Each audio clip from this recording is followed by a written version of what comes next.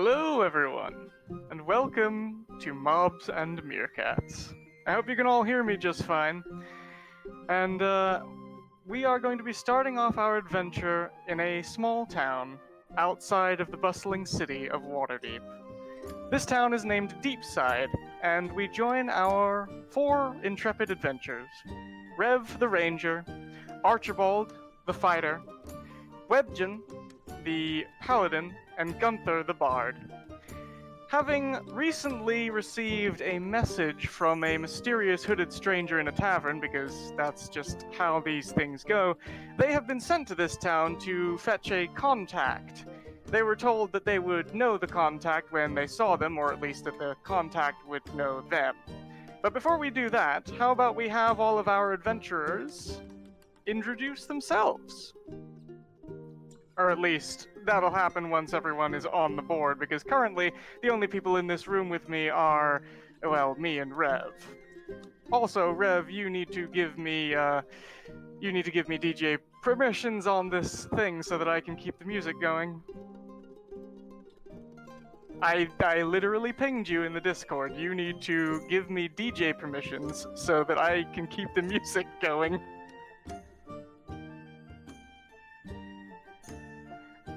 Give me the role DJ, all caps. Meanwhile, everyone else, I will send you the link. Yes.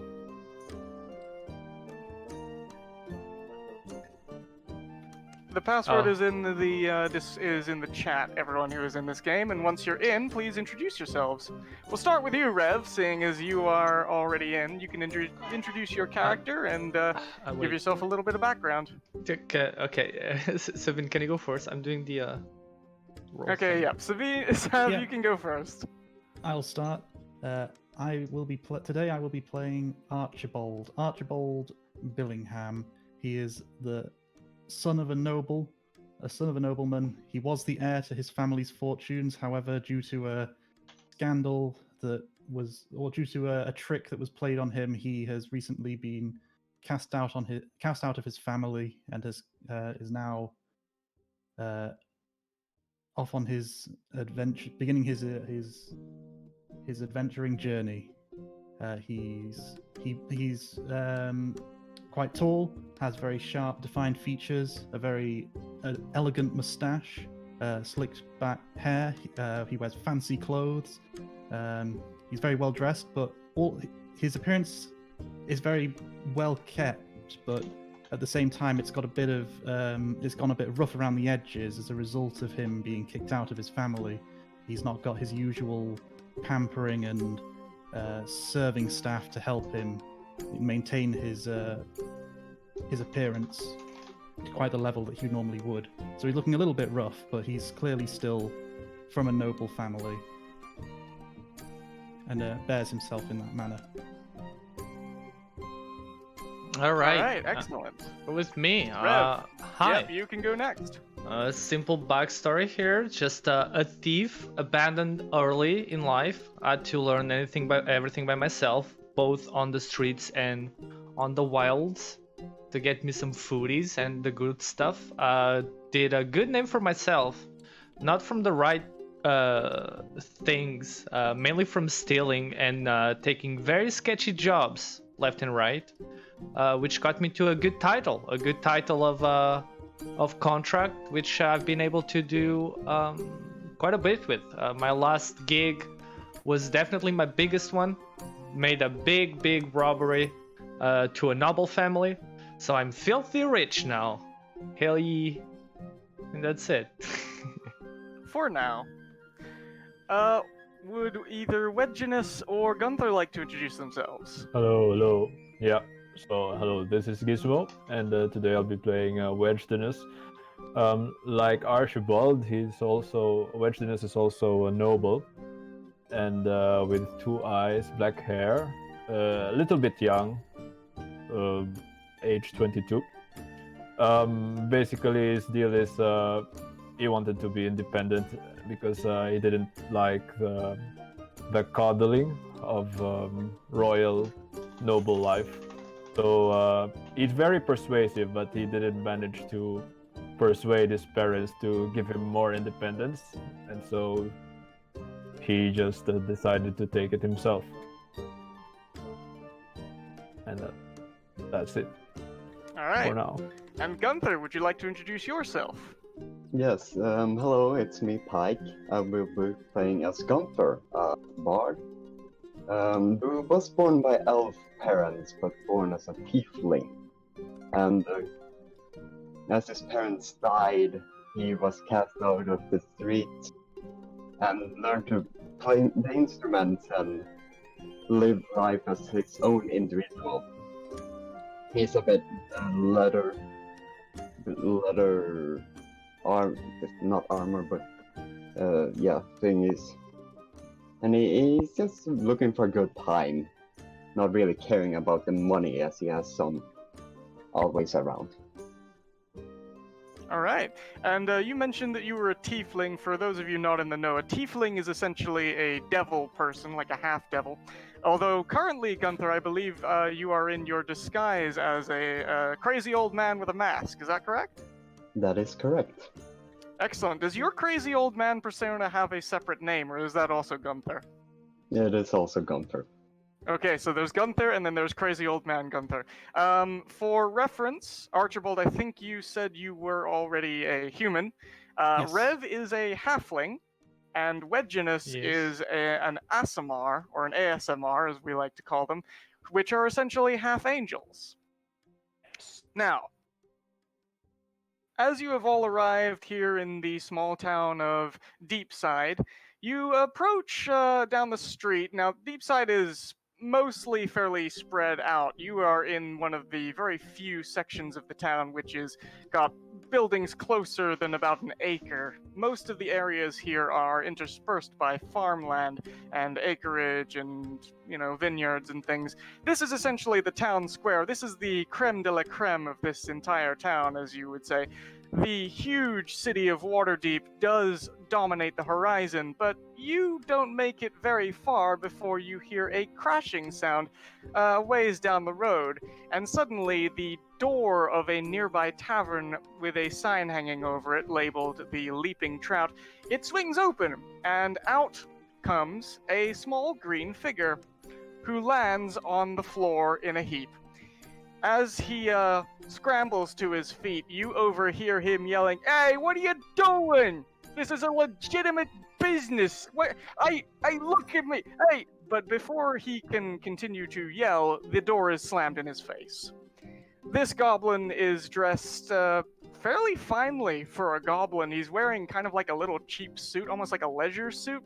And he angrily picks a small hat up off the ground and jams it onto his head and starts to fume and huff and puff his way around the street. And he hasn't noticed you guys yet, so you are free to do as you please. However, this so far is the most interesting thing you have seen in the town. I'd like to inspect him. From a distance? From a distance, yes. What is your passive perception? Ooh, that's a very good question, sir. I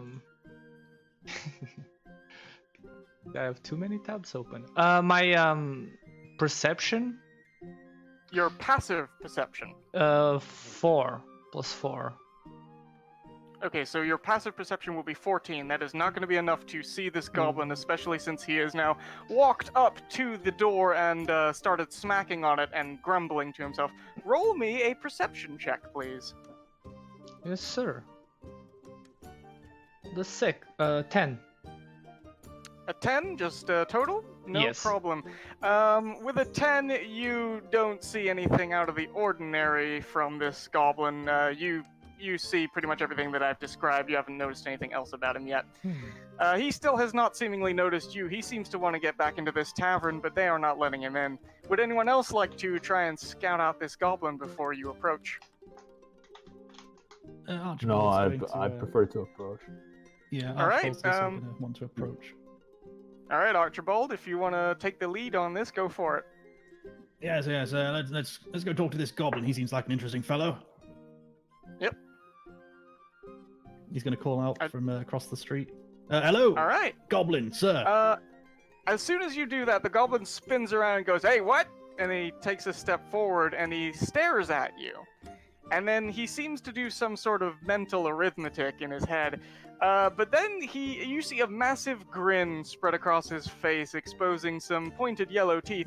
And he points at you and he says, "Hey, I know you guys! Or at least I know that I'm supposed to be looking out for you guys. Your friend there seems to be hanging back, but you was approached in a tavern by a hooded fella, right?" That's exactly right. How did you know that? Well, same guy, he contacted me, see, and, well, I got a job for you. Or, well, he's got a job for you, only, well, I got a bit of a problem at first. Come over here. And he starts, he crosses over to the street, over to about here, and he gestures for you to follow him. This is not a busy street, so you can stand in the middle of the road. All right, so what's this job then? All right, so first things first, you probably saw that whole debacle over there when I got tossed out, right? Well, I was trying to, well, I was waiting around for you guys. I was supposed to meet you in there, but I was trying to ply my trade. You there, old fella, you seem to be the musical sort yourself, right? That would be correct, indeed, sir.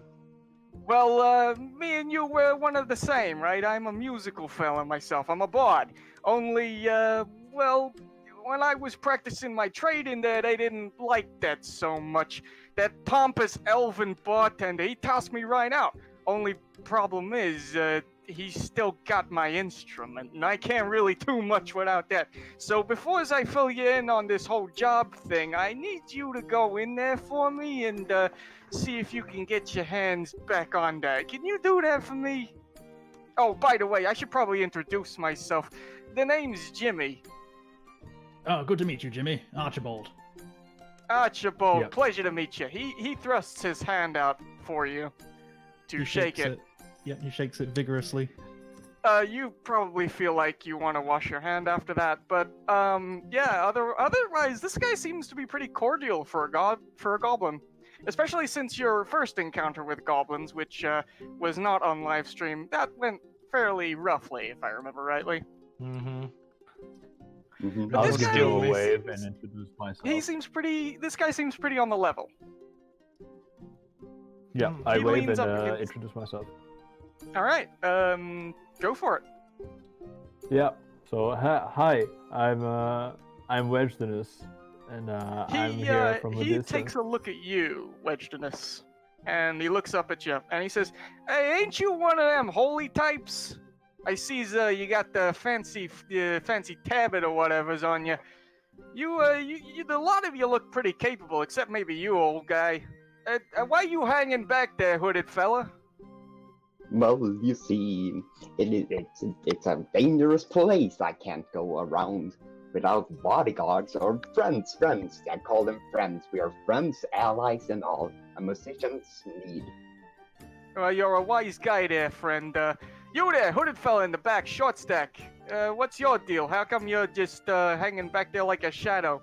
Come introduce yourself, man. Well, last time I saw a goblin, they almost killed me. So I'll keep my distance. You met some of the natives, huh? I'll keep my distance. Yeah, I keep my distance. don't run with them.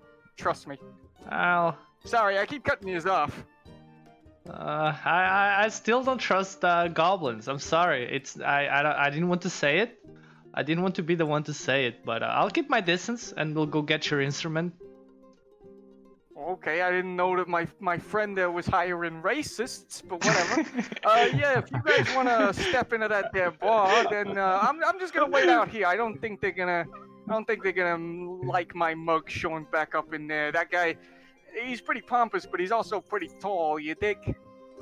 Yes, I understand. Don't worry, and I'm sorry about the halfling.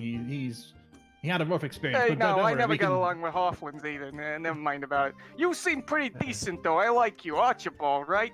Yes, that's right. And you Well, are... it's Jimmy. Jimmy, that was it. I remembered your name, don't worry. Oh, don't worry. Once I'm done here, everybody in the land's gonna know my name. I'm sure they will.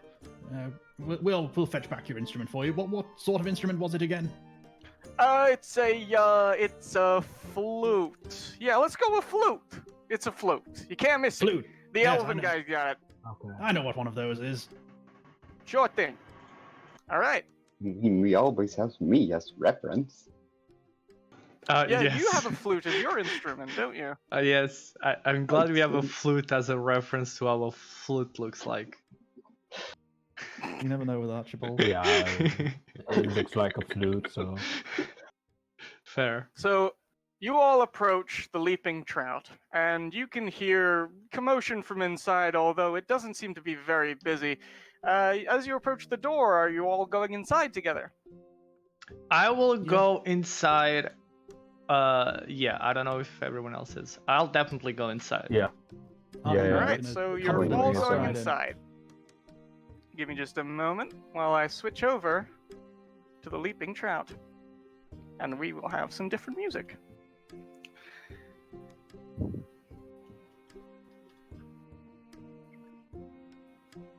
Oh, this tavern looks fancier I than the cannot last skip one. the music. So hold on. Oh, we can vote. Nope, there we go. Did it. Sorry, still getting to use the whole thing here. Anyway, as you step into the leaping trout, it is a fairly nicely furnished little tavern. Being so close to the city of Waterdeep probably is pretty good for business, although as you can see, there are not many people here. Sitting fairly close to you, or although everyone seems to be sequestered into the corner, you see one table with a large orcish man and a man who is pretty rugged up. He's wearing a hat indoors, which is kind of weird, although you can see gray skin and pointed ears poking out from beneath that hat. Near to that table, you can see another table with a fairly ugly-looking man sitting across from what appears to be a giant crow in a hood. They appear to be playing some sort of board game. And sitting behind the bar, as is tradition for all bartenders everywhere in every land, cleaning a small mug, is a rather well-dressed elven gentleman. All right. Archibald's going to stride right up to the bar. Go for it. The diplomat, Good day, sir. Archibald. I'll sit. Yes, good morning. Can I help you? And, are those gentlemen over there with you? Says the elf behind Yes, the yes, counter, we're a giving group. you... Oh, yeah, so yeah. you're all together. Are they your wards, I'm assuming? Yes, let's go with that. I think. Yes, absolutely. That's exactly what they are. Right. I'm going to get right to the point here. Do you have a flute that you may have taken from a small green man? A flute, is that what he said it was? You see, Yes, I believe so. that little goblin, I never should have let that man into this bar. Listen to me, I'm not giving it back. For one thing, it's not a flute. He actually reaches under the bar, and he holds it up. You can see that it is a very cheap porcelain recorder. Not really a flute. Yeah, it looks like a flute to actually me. It actually has a price tag still kind of hanging off of it, and he examines it and he says, I don't believe that this was procured legally in any case, but you see, I'm not giving this back. The point being, the racket that little gentleman was causing was quite unseemly, and if he gets it back, he's just going to keep making that sound. So no, I think I'm going to keep this. And he places it back under the counter. No, don't be unreasonable. He seemed like a nice chap. I don't think he was causing any trouble. He was just playing his You flute. weren't in here, were you? No, but Look, I can, as you can see, we're not exactly a bustling hotspot right now, and the last thing we need is less reason for people to come in here. You understand, surely? I understand. But- I mean, sure, maybe you can ban him, but you'll at least give him his flute back. Witches will try something. Witches for will it. try to convince the barkeep that this flute of his is some sort of cursed item, to so that Okay, he just keeps it that's- away. That is a pretty That is a pretty wild call there. You can absolutely do that. You're gonna want to roll deception, but I would also like to hear you role play that out. Oh yeah. So by the way, barkeep, this thing looks like one of those relics that my family saw, that my family tried to Your get family? rid of. Actually, yeah. I'm sorry. I don't appear to be familiar with you. Could you tell me who you are? I can tell that you seem to be the mercenary sort. Yes. No. Well, I'm Wedgeness, and I'm sort of. Yeah, it's a bit complicated with my family. I ran away from them, but yeah, that's not something that you'd be interested in. I think So you'd be hold more on. interested. Your family. I need to get this straight. Your family disposes of. You said cursed artifacts. Is that correct? And yet you ran away from them. No. Curious. Not really my business. Yeah. Wedgeness, could you please roll me a deception check? We have a 17. So you say this object here is cursed, and he holds up the in quotes flute. Yeah. This is one of the things that my father read in his encyclopedia things, and apparently I it was something see. that brings like bad luck into wherever it stays into whatever place. I see. In that case, I certainly don't want to be keeping hold of this. You best take this and dispose of it then. Wedgeness, he hands you the recorder. Archibald, Gunther, Rev, and Wedgeness, all of you please roll me a perception check. Absolutely. 15. 19. Oh, sorry, that was the wrong. Sorry. 24. Perception. Yeah, you rolled persuasion. You don't need to Yeah, persuade anyone of I anything. pressed the wrong button. Yeah, cool. Gunther. Okay. Gunther, you go partially blind with that 2 that you rolled. Archibald, you are just enamored by this very handsome gentleman behind the bar here. Wedgeness and Rev, both of you have noticed this conspicuously approaching gentleman in the hat here. And he has approached Archibald. Archibald, first things first. Wedgeness and Rev, do either of you alert Archibald to this man who has approached behind him? I won't. I want to see where this is going. But I Alright. see him. I'll do a nod to Archibald and like sort of point my head towards this guy just so that he doesn't get taken by surprise. Is Okay. there something wrong with your neck? Exactly. I mean, I'm holding this cursed flute, so my neck feels kind of weird and pointing to the right. Okay. Ah, we probably shouldn't give it back to that goblin then. It might hurt him. as well. Archibald. Yes? Archibald, you feel a presence bump into you, and suddenly, as you turn around, you see a dark elf, a drow, who gives you a casual grin and says, "Oh, terribly sorry there, friend. I was just reaching down and picking up something I dropped. Don't mind me." And it's he quite starts alright, to walk away. Archibald, how much gold did you have on you? I did have 25 gold. Well, actually, as you check your pockets, they suddenly feel a lot lighter. You are down 15 gold. Please remove that from your inventory. Alright. These noblemen, always getting their money stolen. Did Yeah, you what say a that nice out man. loud, Rev? I did. I want him to though. So, Rev, you saw this whole thing happen, and you're not going to do anything? I will approach the elf. The Go dark for elf. And have a conversation with him. All right, so you're going to sit down.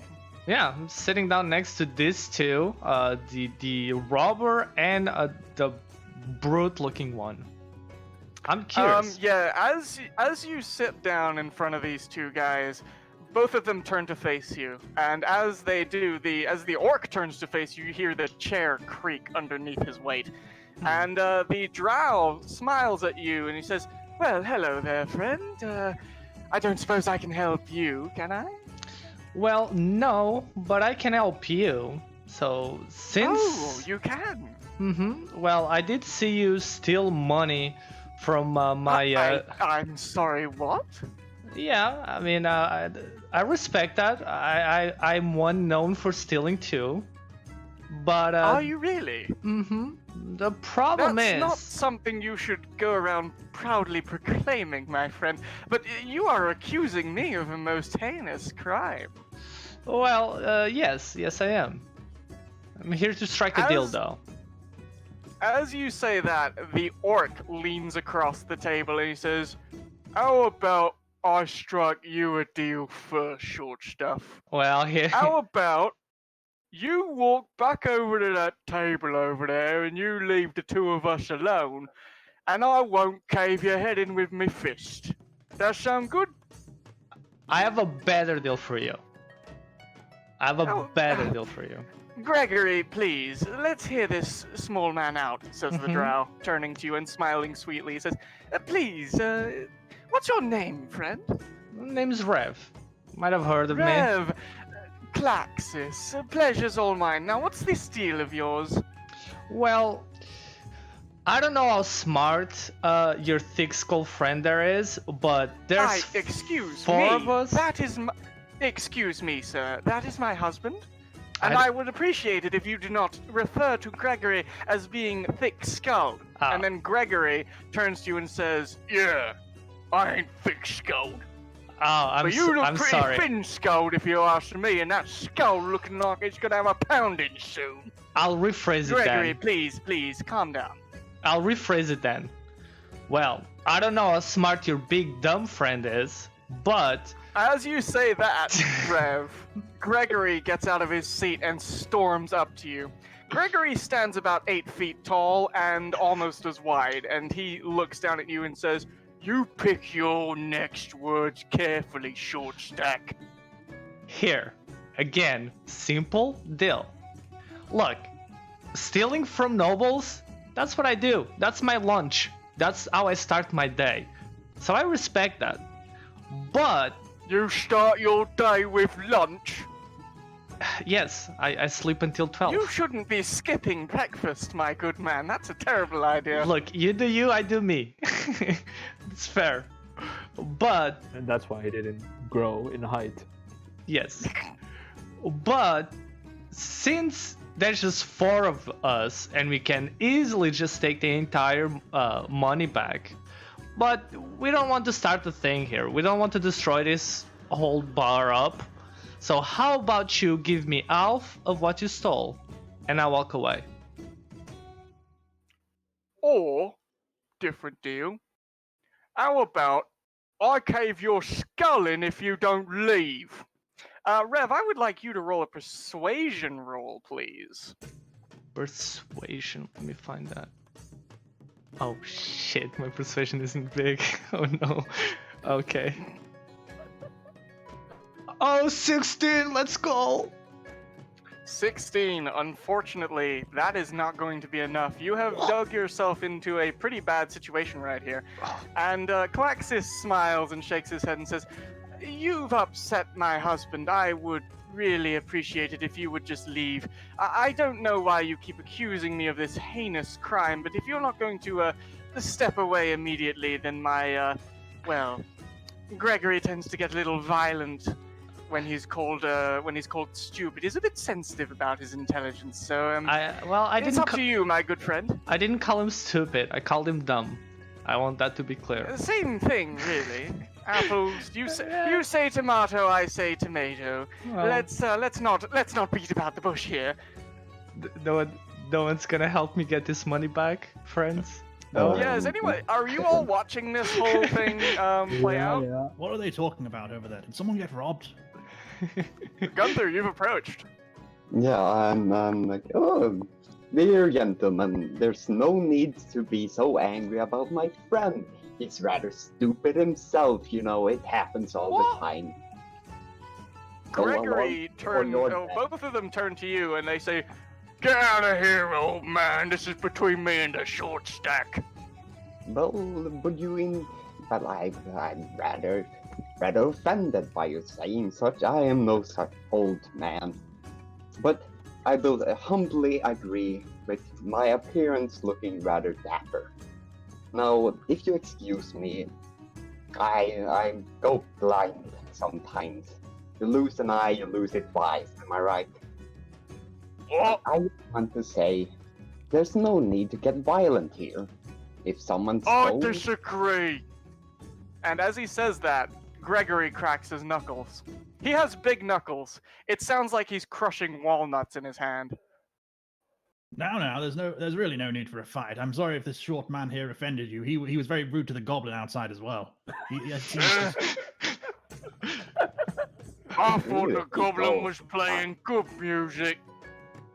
Ah, Personally, I wasn't a See? fan, but I was willing to endure it for old Gregory there, says Claxus. Claxus is just sitting down with his hands behind his head, looking very amused currently. Yeah, Archibald turns and points to the barkeep and is like, see, he was fine. The people liked him. The barkeep takes a step to the side and he says, look, I'd really appreciate it that if you're going to be causing a ruckus, that you do it outside the bar, please. Oh, there'll be nothing of the sort, I'm sure. We can sort whatever's going on here. So what's the problem again, big fella? Your friend here is accusing my husband of stealing and calling me stupid. Is that right? Says Gregory. Mm-hmm. You might need to check your pockets, Archibald. Let's see. I've got... For what? Got some gold? I mean, I shouldn't... Well, yeah, nothing wrong there. Is it 1, 2, 3, 4, 5, 6, 7, 8, 9, 10? That's probably about right. As you say that, Claxus grins and spreads his hands wide and says, "You see? I didn't steal anything. Your friend over there, he's perfectly all right. Isn't that right, mister? I didn't catch your name." It's Archibald. Archibald, pleasure. Yes, your little short friend here is accusing me of stealing from you. Can you believe that? What, from me? Yes. Quite. I know, it's shocking. Where's the evidence? Oh, there's no evidence, unfortunately. It's just hearsay from your friend there. Well, no, hang on. Wait, no. How much gold does... No, I thought I had some more. How much does it cost to buy... How much does a drink in this place cost? Are you asking these guys? Or you asking the bartender? Just anyone who knows. As you say that, you hear the bartender say, "It's 5 silvers for a pint. It's a little more if you want something stronger."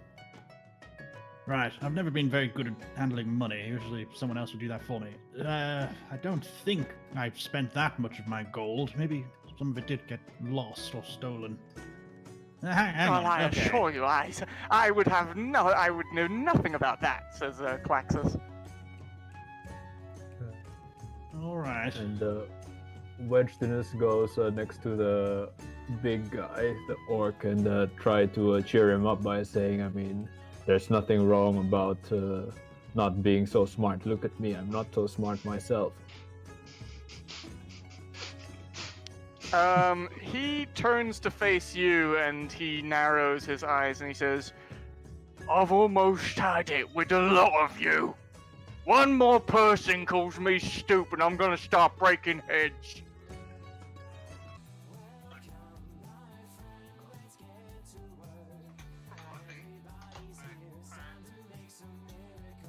I mean, No, hey, thank you. who Thank you for doesn't noticing. like They're Archibald? quite nice, aren't they?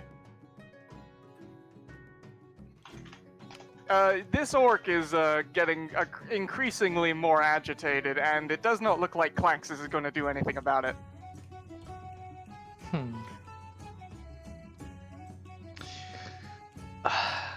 So, Rev, Am why I do you right think you in stole from me? thinking- What? Sorry. Wedgeness, have you sat down in Gregory's seat? Yeah. Oh, is this Gregory's seat? No. Yeah, he noticed you. You sat down on it. It was warm. You got that nice warm seat Yeah. feeling as soon as you sat down. Yeah, He sure. just stole his seat. Yeah. All right. He I'm notices not that, telling him to and sit he again. stomps over to you, Wedgedennis, and he says, "Oi, that's mine." Oh, yep. That's yours, all right. And surely I'm setting an example here, and I'm giving back what's yours. Right. He sits down and gives you the stink eye. But no one makes any move to return any of the gold that was stolen. Yeah. Okay, well, these goddamn nobles don't appreciate money. Oh, hang on. Why do you think he stole from me? Did you see something? I saw him steal from you. Is that when was this exactly? When you were talking with the elf at the bar. And then what happened? I have a name. It's Johan. You just didn't bother to ask, yells the barkeep. Oh, sorry about that, Johan. But Johan, I don't care about your name. But I saw. Well, that's incredibly rude, young man. I saw this dude go beyond you, Archibald, and steal money from you and pretend that he just let something drop on the floor. Is that right? Is that what he... And it did seem a bit strange that you dropped something all the way over where we were. Indeed. I dropped it while I was fetching drinks. I don't see how that's strange. I only just noticed when I saw the three of you go over to that bar over there, and it drew my eye, and then I noticed it on the floor and went to go and pick it up. I don't think that's that entirely unusual. Does that sound unusual to you, Gregory? And Gregory shakes his head and says, "No." Well, I don't know about you, but I trust Rev with my life. He's an extremely trustworthy person as far as I can tell so far. There's no reason not to believe him.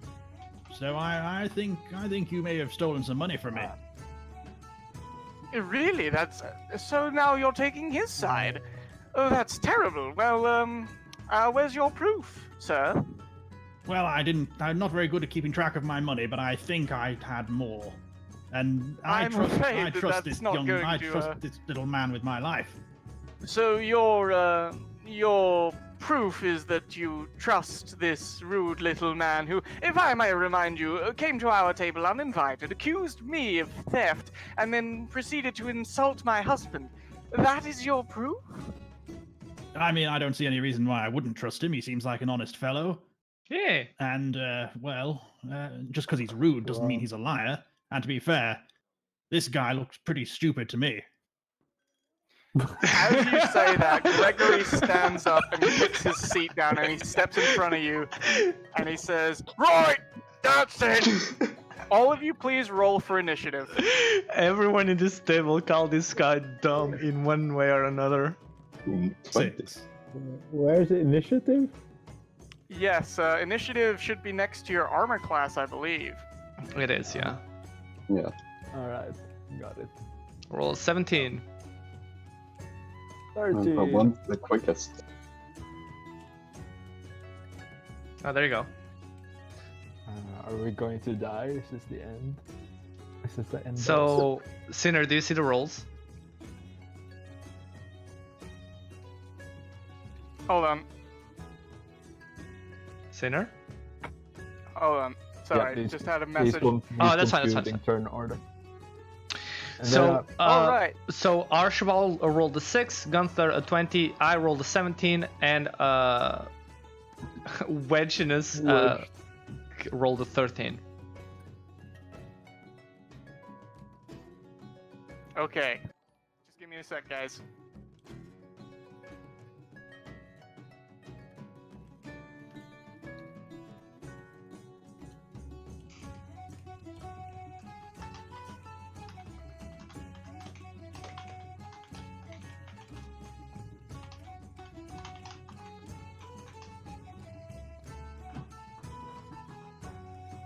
Okay.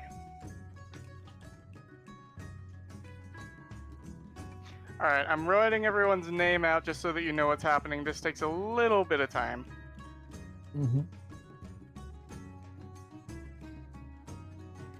Well, I'd like to whisper something to Rev. Yes. And, yeah, and say, why don't you just steal it back? Well, I can't because Gunther is in the way. Well, I can move if you want. That will be too sus. He will know. Hey, Well, okay, Plus, well, you I'm don't. moving back. Plus, you don't steal from a thief. It backfires. You just steal from And you backstab them. you steal from just thick skulled nobles, but you don't steal from thieves. I'm going to. I think I want to go here instead, not next to Rev. Yeah. Just say I'm a bit I'm short. just gonna sit here. Oh, but before I do, is this seat free actually? Yeah, I don't want to start another fight. Yeah, that's true.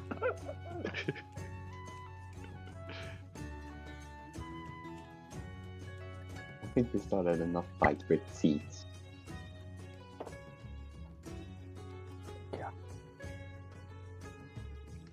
Just out of the books, does everyone have their armor equipped? We all good? Yeah, no. Oh, cool. I'm still like one shot though. Mm-hmm.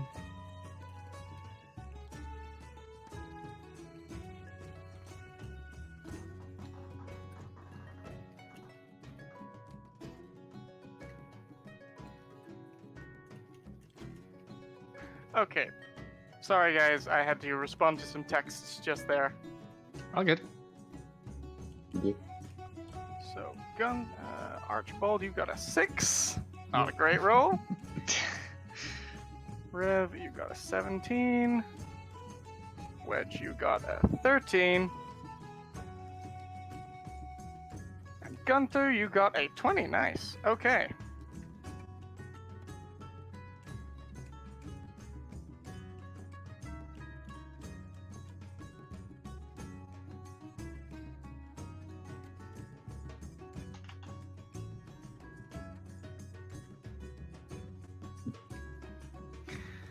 Alright, the initiative order has been established, finally. And it is time for me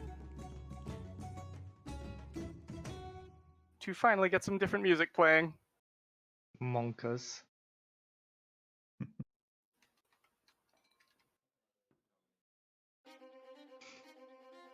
Oh.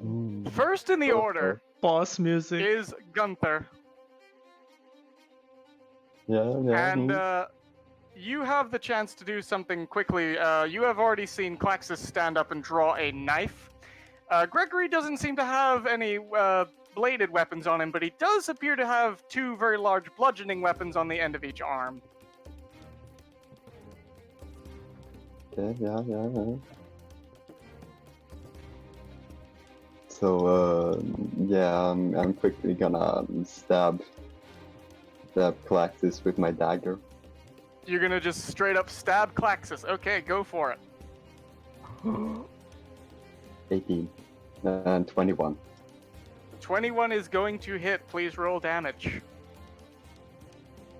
2 actually. 2 damage. All right. Yeah, you walk up to Klaxus and you just shank him. Although it seems like Klaxus, he's got a pretty thick doublet on, so you didn't get a very good hit in on him. Although it hurt him, and he says, "Why, you little," and he's gonna stab you right back. Oh shit. Does a 21 hit you? In armor or? Yeah, does that get past your armor class? Yes, for sure. All right. Yeah, I would be very surprised if it didn't. Okay, you're gonna take some damage. Let me just pry my D6 out of this little baggie here.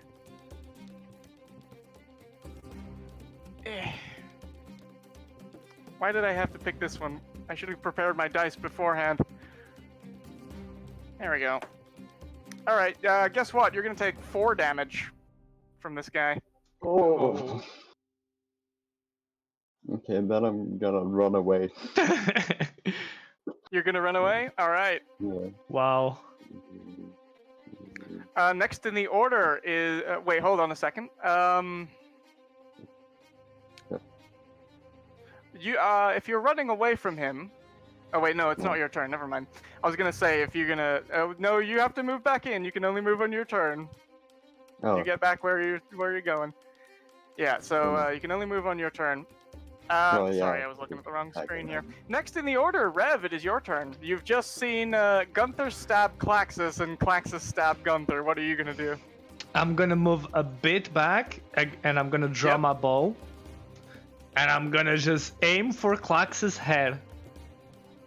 And shoot. Okay, so this is what is called a called shot if you are aiming for his head. If you hit, you will do more damage, but the AC is gonna be higher. Go for it, roll to hit. Roll the hit. Well. I rolled a 6. Yeah, no, you aim for this guy's head and he sees that and he ducks down as the arrow whizzes past him and it collides with the nearby wall and the ugly looking fella who's sitting across from the bird, he turns around and goes, "What was that?" But he doesn't do anything else. Rev, are you doing anything else on your turn? Can I? No, I can't, right? No, I don't. Well, you can move a little bit more if you want. Definitely move next to the bar here then. But yeah. Okay, yeah, move all the way up there then. Wedgedness, it is your turn. Yeah. Is it too late to persuade people to get out of the combat? You can try, it will take your action, so you will not be able to attack. You'll still be able to move, but yeah, if you want to roll a Yeah. persuasion check to stop these guys from fighting, you can do that. It'll be tough though. They are angry. Mm-hmm. Yeah, well, I'll go for it and I'll be like, yeah, can we just forget everything that happened and be like, yeah, well, something like that, yeah.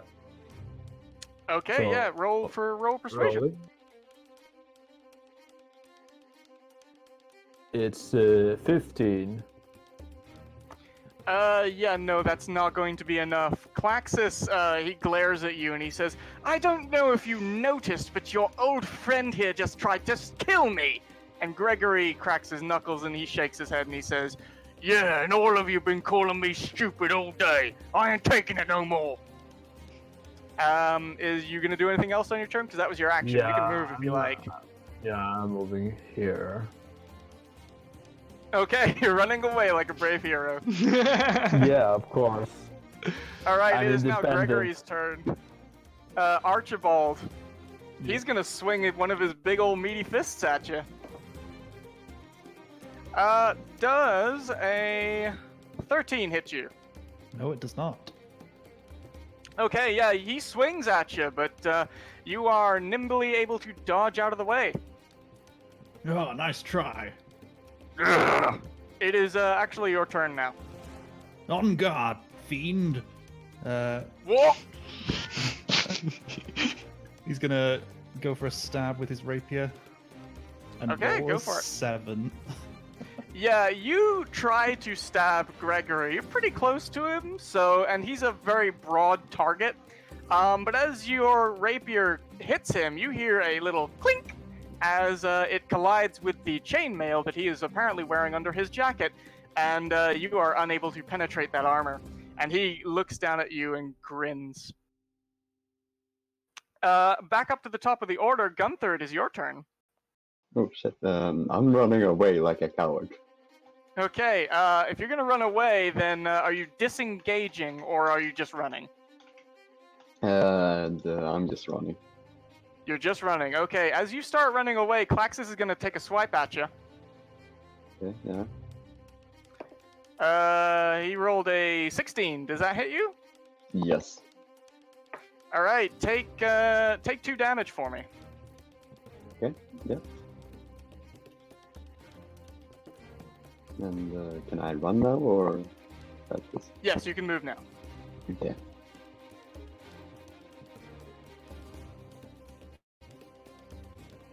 Yeah, and then I'm throwing my boomerang at Claxis again. Okay, go for it. Roll a hit. 12. 12 does not hit. He dodges out of the way of your boomerang. And it is actually his turn now, and he pulls another knife out of his jacket, and he's gonna toss it at you in recompense. And he says, "Not so fast, old man." Although the knife just whizzes past you and clatters to the floor, and you see him curse in a language you don't understand. Next up is Rev. It's your turn. Ooh, so I think Gunther is gonna be dead soon. I'm gonna go to the left here of the field, and I'm trying to shoot Gregory on the back. Okay, I'll tell you what, Gregory's gonna roll perception to see if he noticed you moving and aiming at him. Gregory got a 9, so I'm gonna guess that he is pretty focused on Archibald right now, so you do have advantage on this shot. Alright, gonna roll to it. Yep, you roll twice, take the higher number. 7 and 18. There you go. Roll 18? 18? Yes. 18 does hit. Alright. Let's go with damage. Oh, a 4. I mean, 4 damage is still damage. You hit him and you get him in the shoulder with your arrow, and he lets out a yelp, and he turns around and looks at you with murder in his eyes, but he doesn't move just yet. It's actually Wedgden's turn now.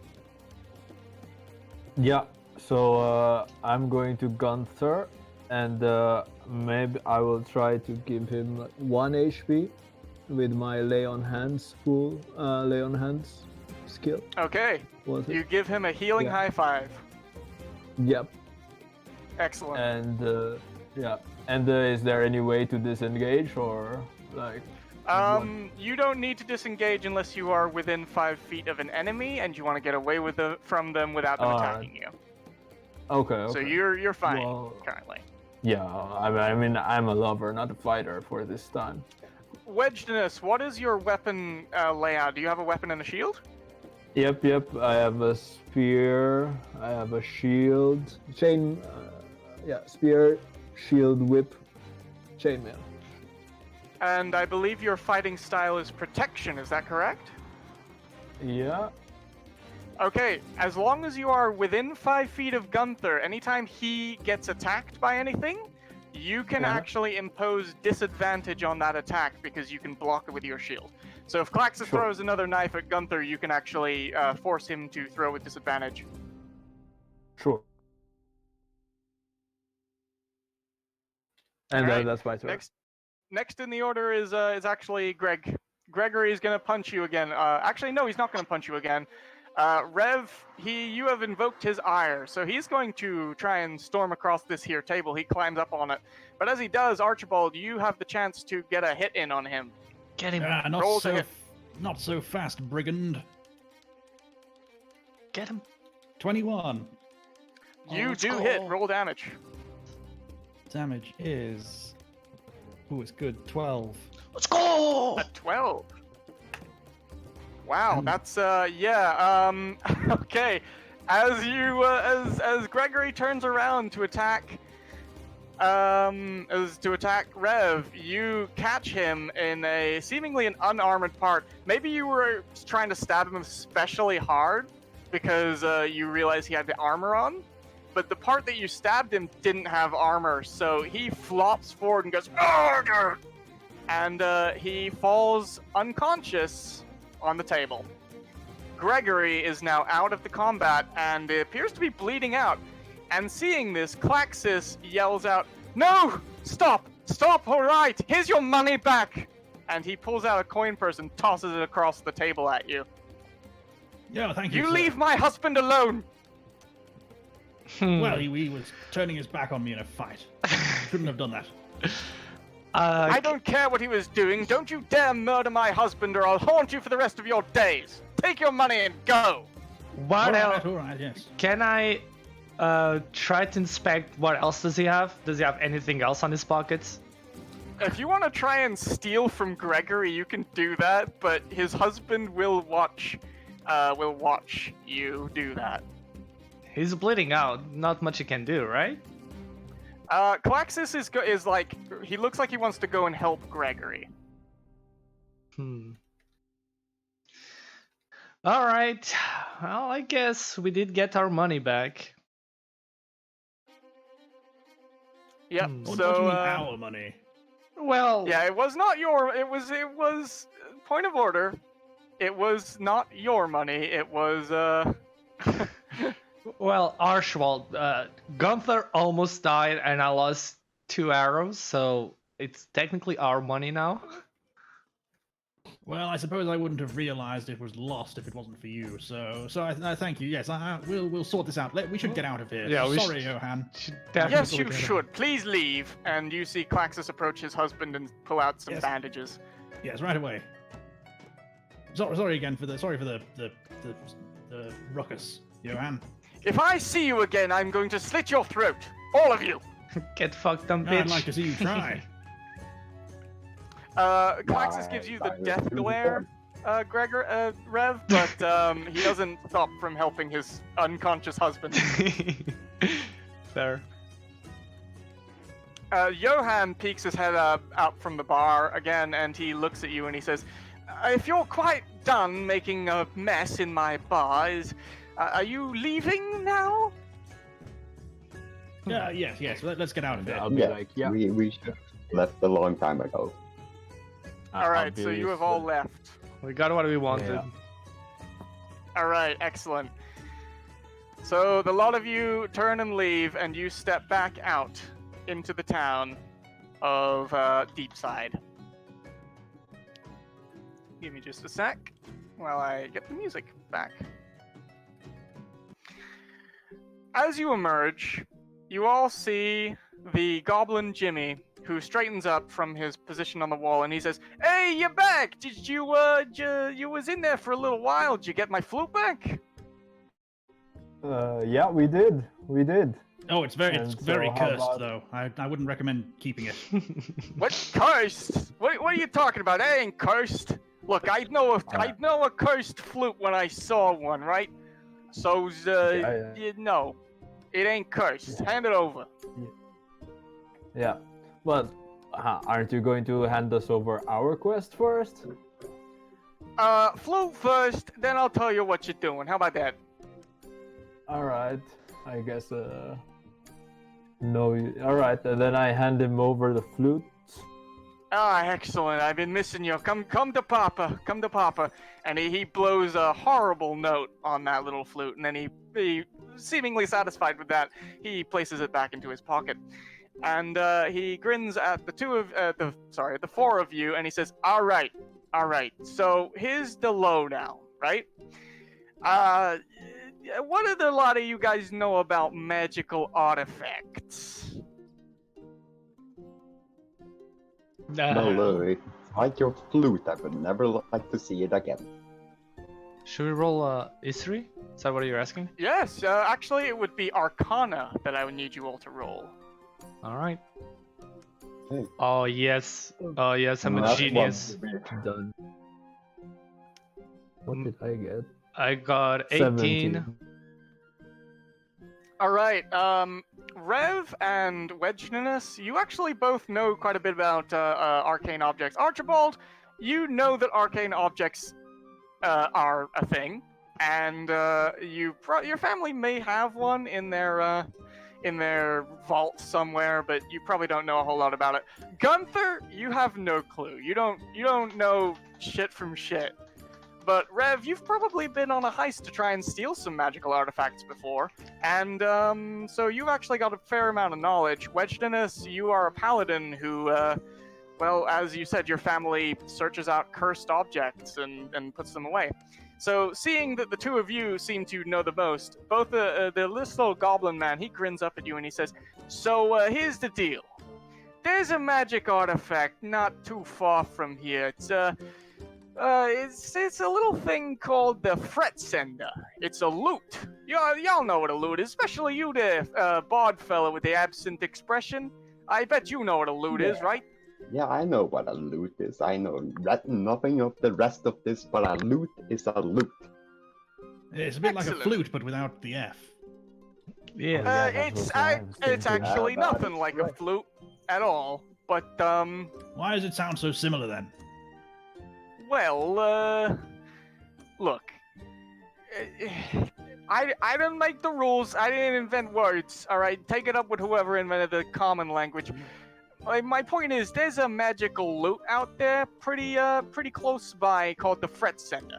And the thing about the Fret Sender is that it has the power to turn its wielder into a world-famous bard. Now, in exchange for getting that, I got my hands on some pretty good riches. But you may be wondering why your hooded friend back in I don't know Wheresville sent you to help me out. And the thing is, it ain't the only thing I got. See, he and I got a deal. I got a little thing on my person, and I'm supposed to give it to one of yous. Only I ain't gonna do that till I gets the Fret Sender. You get that? So I need one of yous, or all of yous, to head out to the swamps out west, and I need you to get me the Fret Sender so that I can become a world-famous bard. Like I said, you're gonna know the name Jimmy far and wide. Well, regardless, before of our travels, can you help us out with something first? Maybe. Well, that depends what it is. Well, my buddy here, Gunther, is bleeding out. If you had some meds, some bandages, something that can Bleeding out. it's rough enough from the Gunther, fight. how much damage have you taken, Gunther? Well, 5. And how are you feeling? I'm feeling rather excellent, but still bleeding out. Well, you're not bleeding out, but you are hurt, and you see Jimmy's eyes shoot over to your wound there, and he says, "Oh, that does look pretty nasty, right? Look, there's a shop. Actually, we're right in front of it right now, and it's called it's called Luca's Provisions, and there's a nice dame in there called Luca. She's got some healing potions and stuff. I was actually gonna send you in there if you let me finish. Since you're going out into the swamp and all, you might want to grab some stuff to, so's you don't die and all that. Y'all got some money on you, right? Yes, a little bit. Yeah, Thanks to Rev We here. did just fight for Might it. have lost a bit. Yeah, we made sure that we did. Well, how's about this? Since you got my flute back for me, he reaches into his pocket and pulls out a small bag, and he empties out 8 coins into his hand, and he hands 2 gold each to you. And he says, "This is to help you buy in some supplies. I know it's not much, but I'm saving the goods till you give me the goods. You dig?" I dig it. Yes, of course. Thank you. I do understand.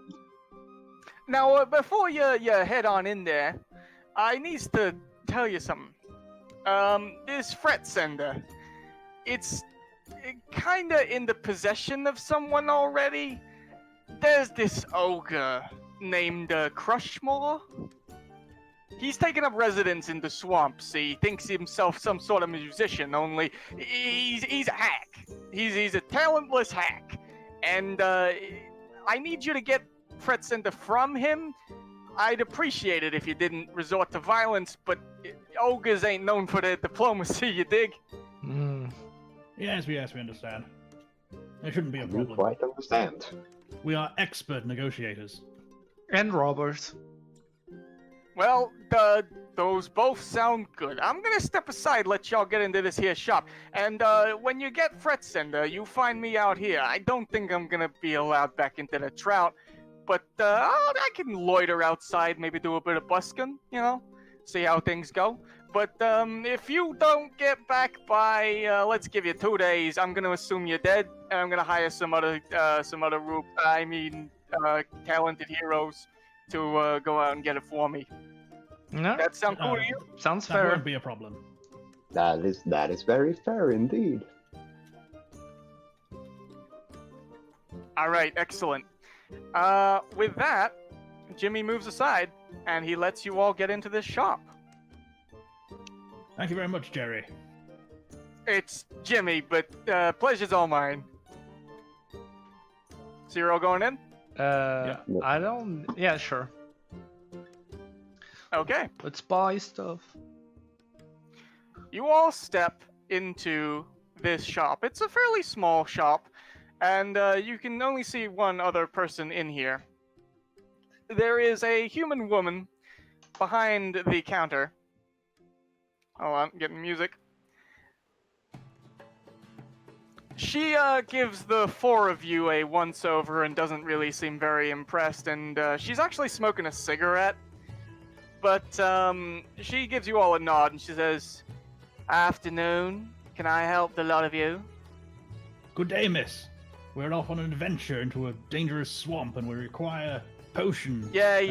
Just provisions. flash the coin, all right? I don't got all day. What do you need? Right. Let's see. I've got some coins here. Don't worry, everyone. I'll buy stuff for everyone. You help me get this cash back. So let's see. I've got 20 something. I don't know how much is a healing potion? Healing potions? Well, that depends. We got two kinds here, sir. And she steps aside and she gestures to the shelves behind her. During this, while she's looking away, I want to inspect these boxes, see if there's anything of value to steal. All right, roll. If you're rifling around in some boxes, roll me an investigation check. You're not stealing anything from them yet. No. I'm just checking out. Let me roll real quick. Oh, a 20. Oh, is that a nat 20? Let me check. Yeah. Here. Yes, it is. Okay, yeah. You do notice inside this this crate here, there are a couple of potions of greater healing, and there's also a scroll down the bottom there, which looks pretty interesting. You could try to steal these if you want. She does have her back turned. She is gesturing to a shelf where there is a couple of those big healing potions. There are a lot of smaller healing potions, and there are some jars of black oil, it seems like, behind her, as well as a few random objects, which, ropes and things, which I'm not going to make you guys deal with. I would like to try and steal something from the boxes, yes. Roll me a sleight of hand check. Sleight of hand, there you go. 16. All right, I will give you a choice. You can either steal those potions, or you can steal the scroll. It is up to you. I will steal the scroll. You reach into this crate and you nab that scroll before she turns back around, and you are not seen. Easy. It's another day. Yeah, I'm not going to tell you what's on the scroll just yet, but you slip it into your pocket before she notices, because you're an excellent thief. Yoi. All right, she has gestured to this shelf, and she says, "We got here potions of healing and greater healing. The potions of healing are 2 GP each. Potions of greater healing 5 GP each, and these are jars of oil, always useful. 5 silver each for those." Just to specify, there are 2 potions of greater healing on the shelf, 8 potions of regular healing, and 5 jars of flammable oil. All right. Let's see. I'll take 2 of the jars of oil, both the big Right. potions, and 2 of the small ones. All right, let me calculate that up for you. That's 4 plus 10, 14. That's gonna be 16 gold, sir. Absolutely. Here you go. You place Start the money counting it out. down, and it disappears under her hand almost as quickly as it arrived there. And she hands you 8 potions. Sorry, how many was it? 4 potions of healing. Yeah, 2 of each potion and 2 oil. Okay, so you got the 2 potions of greater healing, the 2 potions of regular healing, and 5 jars of oil. Yep. No, 2 jars of oil. Oh, 1 jar. Sorry, how many? 2 jars of oil. Yeah, so two of everything. All right, excellent. You can actually add all of those to your inventory on D&D Beyond. Those are all items that you can use. Unless you're sharing them out to everyone else, which I assume you bought some healing potions to heal your friend. Yes. Actually, yes. Get 1 more of the small ones, actually.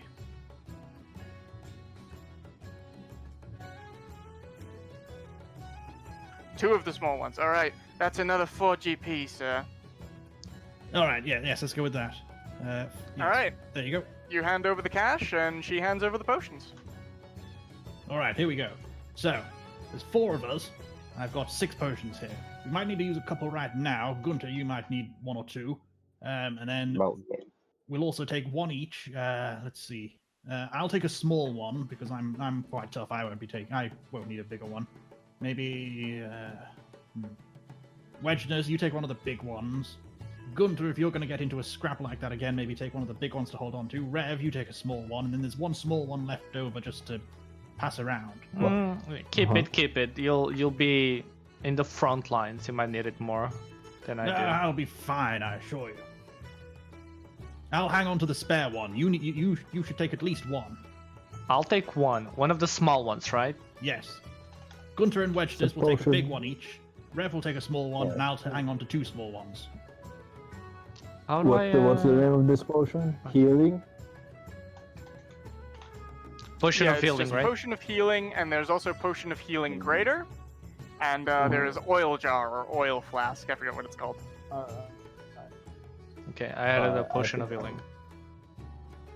I have the greater one, I guess. Cool. Alright. Cool. And then there's also 1. And I'm going to. Hang on. There's one each, and then 2 left over. Yeah. So Gunter, take one of the small ones now. Yes, indeed. math, How I much like does math. that heal?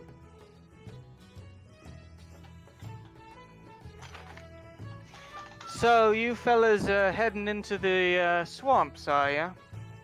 Says, That's right. Yep. says Luca. She gives you all a once-over again, and since she didn't spot you stealing from her and you've been good customers, she gives you a nod and she says, "You might want to be on the lookout. I heard that there was a bunch of lizard folk what headed into that there swamp recently. Apparently they've been giving some travelers a bit of a hard time. Keep your guard up, right?" No, nothing. we And she can't stubs deal the with. cigarette out in an ashtray. Thank you for the heads up. Thank you. We might need Yes, that. indeed. My pleasure. Thank you for the business. Can I get you anything else? No, we're I good. just want to ask if these oils are essential. They're essential for setting fires, sir. Or lubing up hinges, or creating slick surfaces, or lighting lamps. There's all sorts of things you can use oil for, so certainly they're essential in that sense, sir. And she grins at you with no light behind her eyes. Okay, sounds essential enough. Can I buy one? You Well, want I- another potion? You want another oil jar? Go, Yeah. 5 silver, sir. Yeah, for my mom.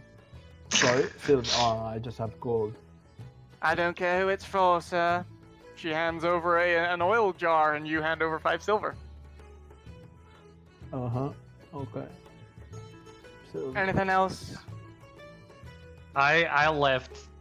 I left. Yeah, Rev's gone. I'm gone. I don't want Yeah, her to yeah, notice I'm that I done. stole from her. Okay, I'm adding the oil jar and I'm gone. Yeah, thank you for the oil jar. My pleasure, young man. Pleasure meeting you. She touches her forelock, or at least where she thinks her forelock is, and gives you a nod, unaware that she has been stolen from. Hell yeah. Are you all leaving the tavern? Yeah. I am leaving as I'm trying to open a potion of healing. It's not a tavern, Yes. sorry. Pleasure doing business with you. Thank you, Archibald, Alright. for the potions, by the way. No, it's quite all right. You know, I felt I owed you something in return. After all, you did help me get that money back. Mm. Alright, you all step back out into the street, and I switch the music back over.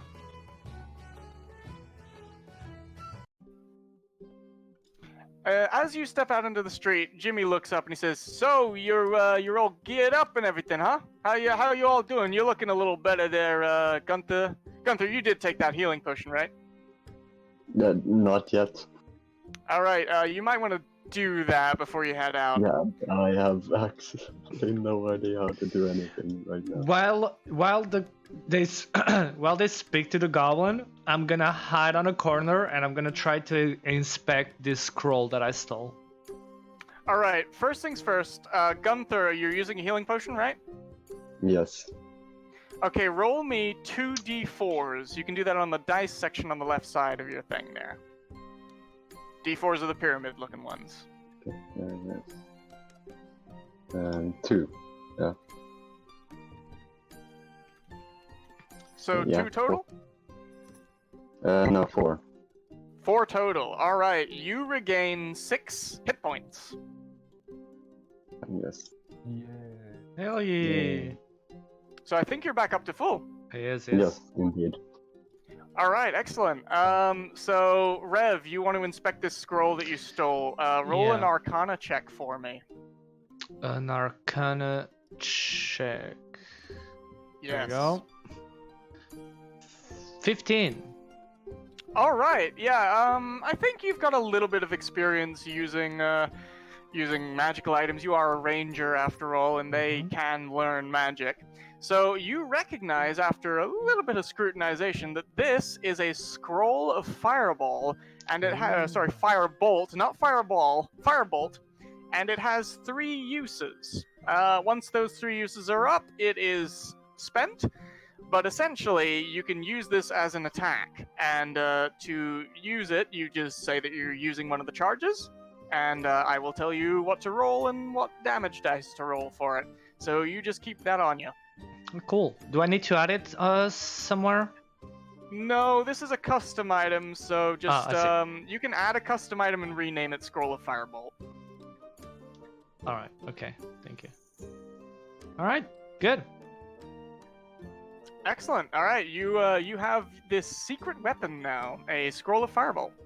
And the goblin, Jimmy, he looks up at you, Gunther, and he says, "You're looking a lot better now after you had that there potion. That's good. That's good. You're gonna need your strength if you're gonna face down Crushmaw. Now, you lot ready to go? I think sure so. am. Where's Where's your Rev? short friend? Where'd he go? Oh, no, I'm here. Yeah, Sorry. it's Was fine. taking was taking care of nature. All right, you're On the taking side a of a whiz. building? Yeah, I get you. Hey, my building. So Jimmy, are you going to guide us to the swamp? I mean, please. Oh no, oh no! I'm gonna show you the way, but I am no, I ain't going out into that swamp. Look, if I could get Crushmaw's little instrument there myself, I wouldn't be hiring you goons, now would I? Fair enough. All That's a right, good so Fair.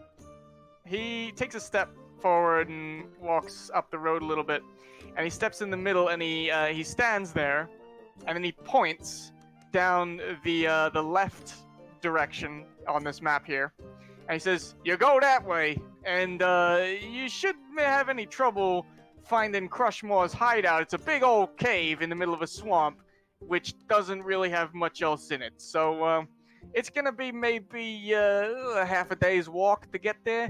So when you get Crushmaw's, when you get the fret sender, you come right back to me. I'll be on this here street corner. So yeah, get going, get a move on. Come on, All ain't right. got all day Alright. here, huh? Yeah, Bye, let's go. Jiminy. We'll let the conscience be our guide. It's Hey, Jimmy. it's Jericho. It's not Jericho. It's Jimmy. Bye, But I Timmy. God appreciate you damn all it. the same. Bye, Timmy. Thank you for the help. What did you call me? Your name? He's yelling It's a after you, but he's Jimmy, not. it's a He's Jimmy. not following you. Yeah, I'm gone. Yeah, let's get a move on. Jamie is such a strange We're person. safe from him in the swamp.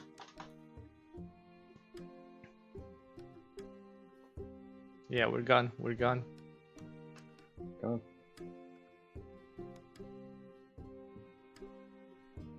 All right, give me just a sec, guys. While I queue up the next piece of music and the next map. Keep switching over to the stream, not the actual thing. For people watching, we will be taking like a 5-minute break in like a few minutes to grab water and stuff. So if you need to go, then just wait a bit. That's it. Well, actually, if you guys want to take a break, you are in this new zone now, so you should probably do that now. All right. Let's call it a 5-minute break. Get everyone Sure. up a bit. Yeah. Talking with chat a bit. I will be right back to grab some more water. All right. But I hope you guys are enjoying it. This is so fun. The end is so fucking fun.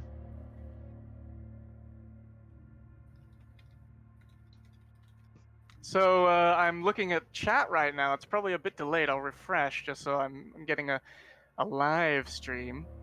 Yeah. Feel free to talk with chat. I'll be right back. Yeah. How is everyone think the adventure's going?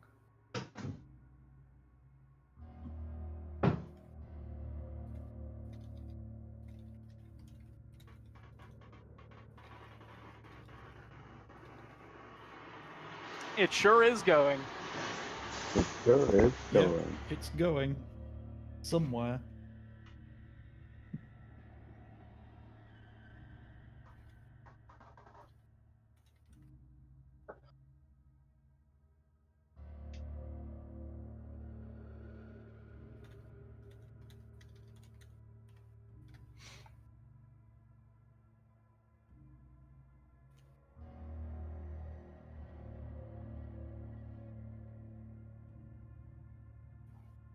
Well, this is my first time doing a live play or even a DMing for an online game, so I hope everyone is enjoying my DM style. I know it's a little unconventional.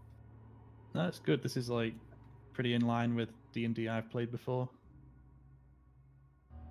Except usually not without. I've only ever played without the map, just entirely. Oh, Theater of the Mind? Yeah, Theatre of the Mind. Yeah, I've gotten used to using battle maps a lot. I've never really done one where it's like a full map all the time. So this is a little new to me, but it seems to be working out all right. I found some completely legal map. I mean, they are legal. They're free assets on Google. And this little app I'm using. This is Owlbear Rodeo for anyone who's curious, which is a very easy to use virtual tabletop.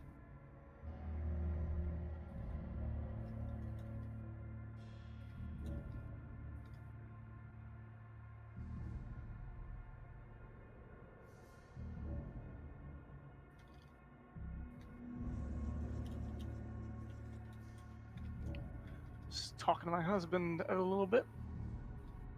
All right.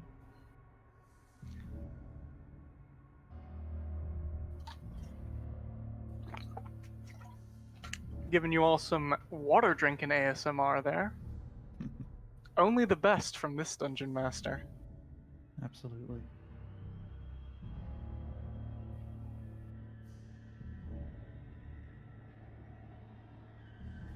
Yeah, it's working out pretty well, this whole map thing. Yeah, I can see you've put a lot of work into making sure everything transitions smoothly and it's all prepared and good to go.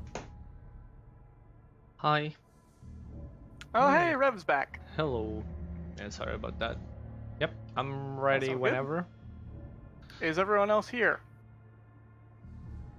I'm here. Guissmo, you there? Savinne? Yep. I'm here. Alright, cool.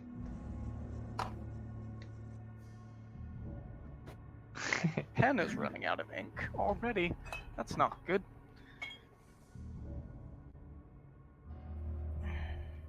I need to get a new pen real quick, but if everyone else is ready to go, we can kick things off pretty soon. Just to clarify, everyone is back? Yes. Sound off? Yeah. Excellent. Okay, you have stepped, you walked down the path that Jimmy pointed you down, and it eventually led, as he said, to a swampland. You're not that far away from the town currently, but immediately as you step into this swamp, you know that you have crossed some kind of threshold because the air, it smells. I'm not gonna bullshit you guys. The air smells kind of like farts right now, and it's not nice. But this swamp stretches out in front of you for a fair distance, and but just on the precipice of your vision, far to the north, you can see a shape which you assume to be the cave which Jimmy told you about. However, between you and it is a vast expanse of deep water, tangled reeds and bushes, and presumably hidden dangers. You were warned about lizard men, but there might be other stuff lurking in here you don't know. So, what would you like to do? I will try to look around to see a safe pathway forward.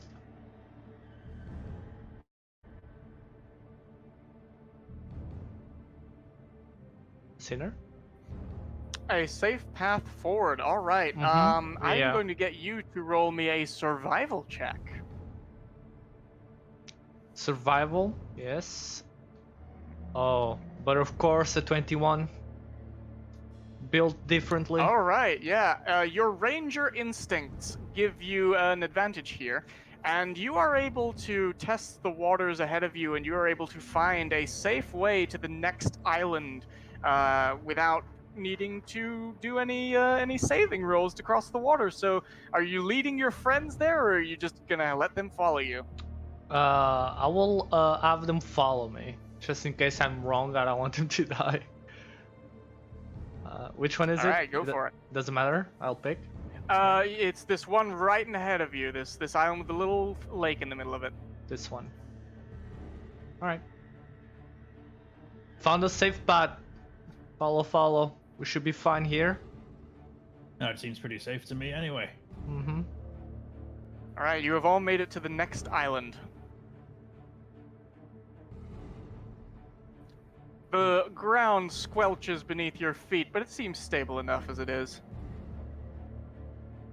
The suspense music. How far are we from that cave? Real far. Yeah, seems to be pretty far, if I must say so myself. Yes, come on, let's get a move on. What's with all this prodding Yep. of the earth? We don't need any of that. Let's just get across. Are this you going swamp. ahead, Archibald? Do you sure Yes, don't want me to he's- scan again? No, this is All taking right. too long. I'm going to stride confidently forwards. You're gonna All right. cross over to the next island. All right. As soon as you step into the water, Archibald, before you move any further, I need you to make me. What would this be? This would be an acrobatics. No, sorry, an athletics check as the water begins to suck you down. 15. 15. All right. With your warrior training and your superior strength, you are able to dislodge your foot from the water, and you are able to continue on. Although you do have some difficulty, Yeah. but you are able to No make it to the next problem at island. all. See, it's easy. Right. You know what? For once in my life, I'll believe you. I'll try to cross too. All right. You're gonna cross over the same way that he went. Yeah. Because you watched him do it, I'm gonna lower the DC of this, but roll me an athletics check.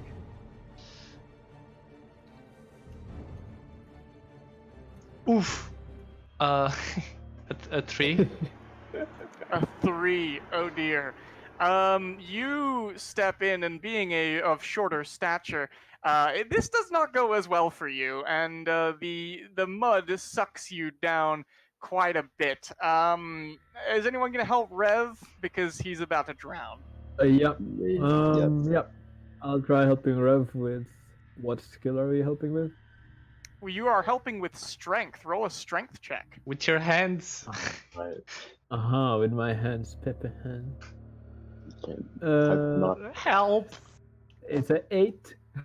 Oh. No. That's not great. You grab hold of Rev and try to haul him up out of the mud, but you're kind of struggling. You gonna help your buddy there? There's 2 of you on that island. I don't know which one of you is helping currently. Yeah, the Guissmo is helping, but yeah, I can try to help as well. Okay, go for it. Roll strength. Strength. God, this is 14. Okay, with your help, Gunther, you are able to pull you are able to pull Rev free, and in doing so, you also pull Wedgeness back a bit. Yeah, that didn't go super great for you guys. Why did I trust the noble? This is why I don't trust nobles. All Come right, on, it's easy. The one man we don't need to trust. I almost died. Oh, you'll be fine. I'll scout again. All right, roll me a survival check. Uh, Although I'll give you advantage on this survival check because you know specifically that patch of mud right there. Not good. Not good at all. Don't go there. Survival, right? Yes, with advantage. Ooh, 24. All right. With a quick check of the surrounding area, you are able to find a path across the lake to reach your friend Archibald, and you are able to do it without any trouble. And I'm presuming Gunther and Wedgeness are going to follow you. Yes, indeed. Yep. Yes, we are. All right. See, there you go. Just don't get sucked into the mud. Yes, just don't die. Sage advice from Yes. Archibald. Yeah. All right. But just a quick question. I'm so sorry. But this is like there's no turns in this. We just do whatever, right? Currently, yes, there are Okay. no Yeah. turns. Yeah. Okay. Cool. Yeah. All right. I'll walk a bit up. Not much. Kind of weary of what's going on this bigger part of the island.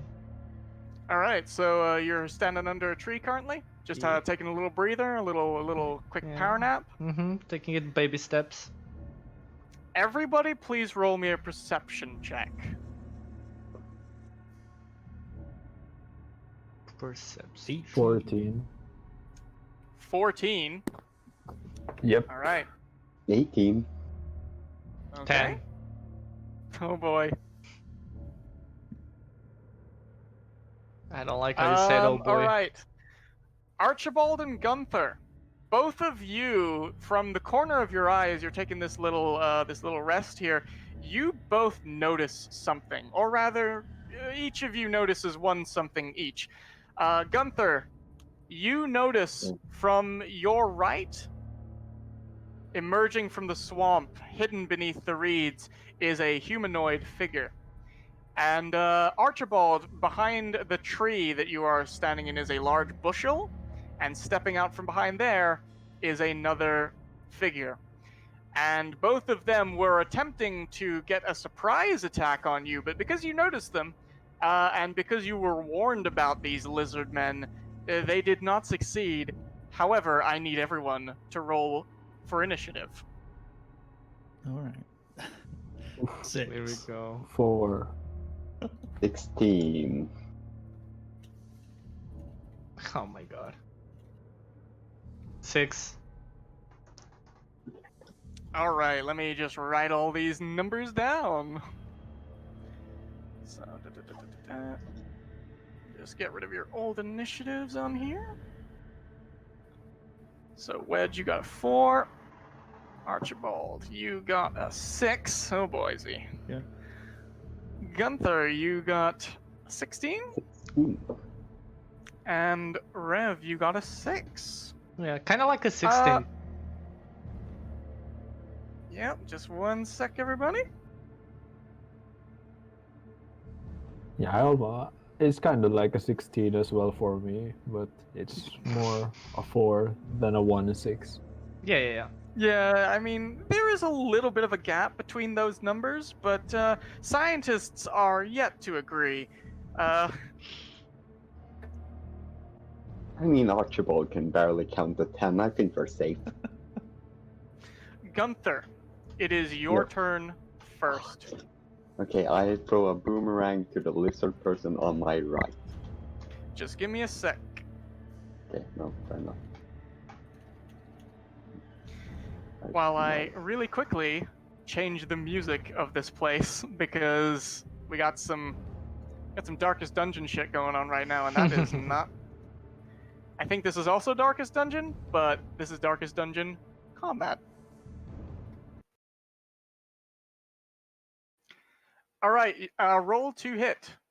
Yeah, I rolled a 22. A 22 will hit. Oh, there's a Just to music. make things easier, I'm gonna say that this guy here, his name is Lizard Person 1, or Liz 1, and this guy here is Lizard Person 2. Ah, yes. So which one are you aiming at? List 2. Lizard 2. Alright, roll damage. Yeah, rolled a 5.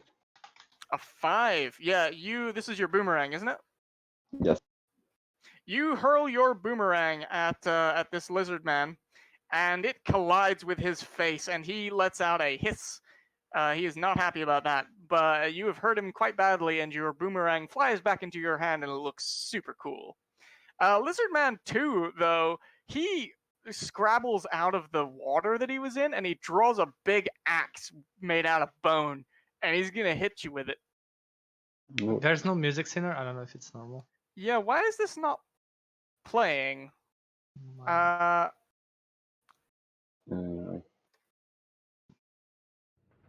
you go. There we go. And there we go. Just had to wait for the lizard man to hit you. Or he might have hit you. Does a 17 hit your armor? Yes. Okay. You are going to take... You're going to take 7 points of damage. Oh, sorry, no, 5 points of damage. Just 5. That's half my HP. Just half my health HP, yeah. Yeah, these guys are no joke. Although the lizard man you hit is looking pretty bad. It's Lizard Person 1's turn now, and he pulls out a sling, and he's gonna pick a target between Rev and Wedge, and he's gonna pick the bigger target. Wedge, he's gonna hurl a sling ball at you, but it whizzes past your head, missing you entirely, and plops into the water beyond, into the distance. Rev, it is your turn. I will try and just shoot. I'll move. Oops. Wrong window. Yeah. I will move up a bit and try to shoot Lizard 2. Okay, yeah, go for it. Roll to hit. I have to have this up. Okay. Rolling a hit. A 19. That hits. Roll damage. 8. 8 damage. Very nice. Okay, yeah. You fire off an arrow at this lizard man, and you get him right in the collarbone, and it looks like it hurts a lot. He lets out a snarl and turns to face you and waves his axe at you, but you can see quite a lot of blood is coming out of this lizard man's neck right now. He looks pretty pissed off. Archibald, it is your turn. Archibald's going to step forwards and make a quick jab with his rapier at this lizard man. All right, go for it. 23 to hit. That absolutely hits. Roll damage. Damage is 11. Let's go! 11 damage. All right, as this lizard man is flailing at Rev angrily, you run him through with a rapier, and it easily pierces his lizardy scales, and it goes out the other side, and he goes, and then he dies. So Lizard Man 2 is Gonski. He is out of combat. However, Gunther, it is now your turn. How you feeling, buddy? You got a dead lizard man in front of you. Archibald just saved your life. Guissmo? Or... Yeah. Yeah. Okay, well, I'm just gonna, I'm just gonna say vicious mockery at least one. At least one.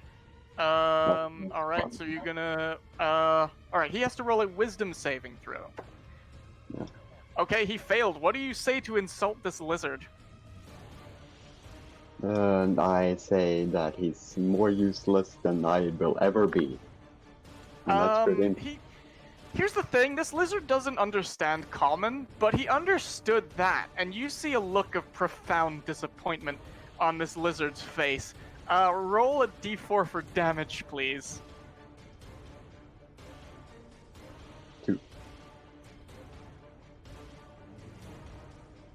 2 damage to Lizard Man 1, who, you're not sure, like, you know it hit him, but, and he took some emotional damage there, but he's still looking pretty hardy. And, he is actually going to, since you insulted him, Gunther, he's gonna sling a sling ball at you. Oh, But oh, because you insulted him, he has disadvantage on his hit. Unfortunately, despite having disadvantage, he does hit you. And you are going to take 2 points of bludgeoning damage as a stone hits you right in the face. How you looking, Gunther? 3 hit points. So you're not looking great. Rev, it's your turn. Did we skip Gizmo's turn? I think, yeah, we skipped Guissmo's turn. Yeah, we skipped Guissmo. I think that. Yeah. It was Guissmo before, Pike. Yes, it was. Oh, hold on. I haven't got Guissmo on here. Shit. That's because Gizmo's down here. Sorry, Guissmo. We'll let you have your turn now. I'm very sorry. I completely forgot. Guissmo, you there? Gizmo, you muted. Yeah, Guissmo, you were muted. Oh yeah, There I'm you go. talking to myself apparently. Okay, yeah. So I'm walking over here, and Liz is dead, right? So it's just Liz 1 Lizard now. Man 2 is dead. Lizard Man 1 looks pretty healthy. All right, so I'm going to throw my spear on Lizard 1. Okay. Rolling to hit. Yep. I'm getting a 20. Is that a natural 20? No, it's a it's dirty a 20. 16 Okay. plus 4. You still hit. You Yeah. do hit with a 20. Yep. And so I roll for damage. Yes, you do. Alright. 6 plus 2. That's 8. 8 damage. All right. Yeah, you hurl your javelin at this lizard man, and it pierces him right in the shoulder, and it looks like it hurt, although he is still standing, and he lets out an angry hiss. Now it is Rev's turn. Sorry about that. All good. I'll just try to shoot him down. All right in the head. Calling it now. Oh, called shot? Called shot. Right in the head. No scope even. All right, it will be a higher AC, but go for it. Roll to hit. Shit. All right, a 10. Yeah, you say, I'm gonna shoot him right in the head, and you call your shot like Babe Ruth, and you pull back your bow, and it flies right over this lizard man's head. He doesn't even notice that. Warning shot. Archibald, it is your turn. It's a warning shot. Alright. Can I use... Is it a regular action to pass a potion to someone else? That is a regular action, yes. Yes. You can give someone else a potion. Archibald will give one of the spare potions over to Gunther. All right, Gunther, add a potion to your... Is this a regular potion or a big one? A regular potion of healing. Okay, yeah. Gunther, add a regular potion of healing to your inventory, and Archibald, remove one from yours. Yep. There you go, lad. And then Why, Archibald is thank also you. gonna run up and stand next to Wedgeness. Okay, Rev, I need Yeah? you to make me a perception check. Ooh, there's more coming. Easy though, 18. 18. Okay, you hear a gloopy noise behind you, and at first it just kind of sounds like the swamp noises, but it is not the swamp. As you turn around, you realize that emerging from the swamp is a large and gelatinous orange creature, and its name is Slime, and he is going to attack you. He would have had advantage on his attack if you hadn't noticed him, but a large tentacle-like appendage forms out of its flesh and is going to try and slam into you. Does an 18 hit you? Yep. Rev, please take 6 damage from me as this slime monster hits you and it burns. When this slime makes contact with you, it hurts. It's like a chemical burn. It sucks. Anti was wrong. They hurt. Yeah, Oh. Hentai was wrong. I'm sorry, dude. Gunther, it's your turn. Okay, I'm gonna quickly go over here, and just to be a little bit on the safer side, I'm gonna use my bardic inspiration Okay, on who are you giving it to? Archibald. Archibald, you have a d6 which you can add to any one of your rolls for the duration of this combat. Thank you very much. Gunther, the giving bardic inspiration is a bonus action. You can still attack if you like. Yes. Then I'm gonna do the same as I always do and do vicious mockery on this one again.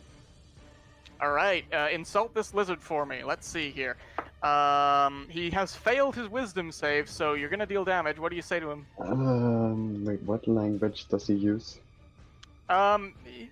He understood your insult. I'm gonna say that he Yeah. speaks lizard man, but Okay, you well, can insult him. Yeah, in common. I don't know that, so I'm just gonna call him the worst person. The worst. No. Just a general disappointment. Okay, you see a grave sense of disappointment cross this lizard man's face. Roll damage. And 2.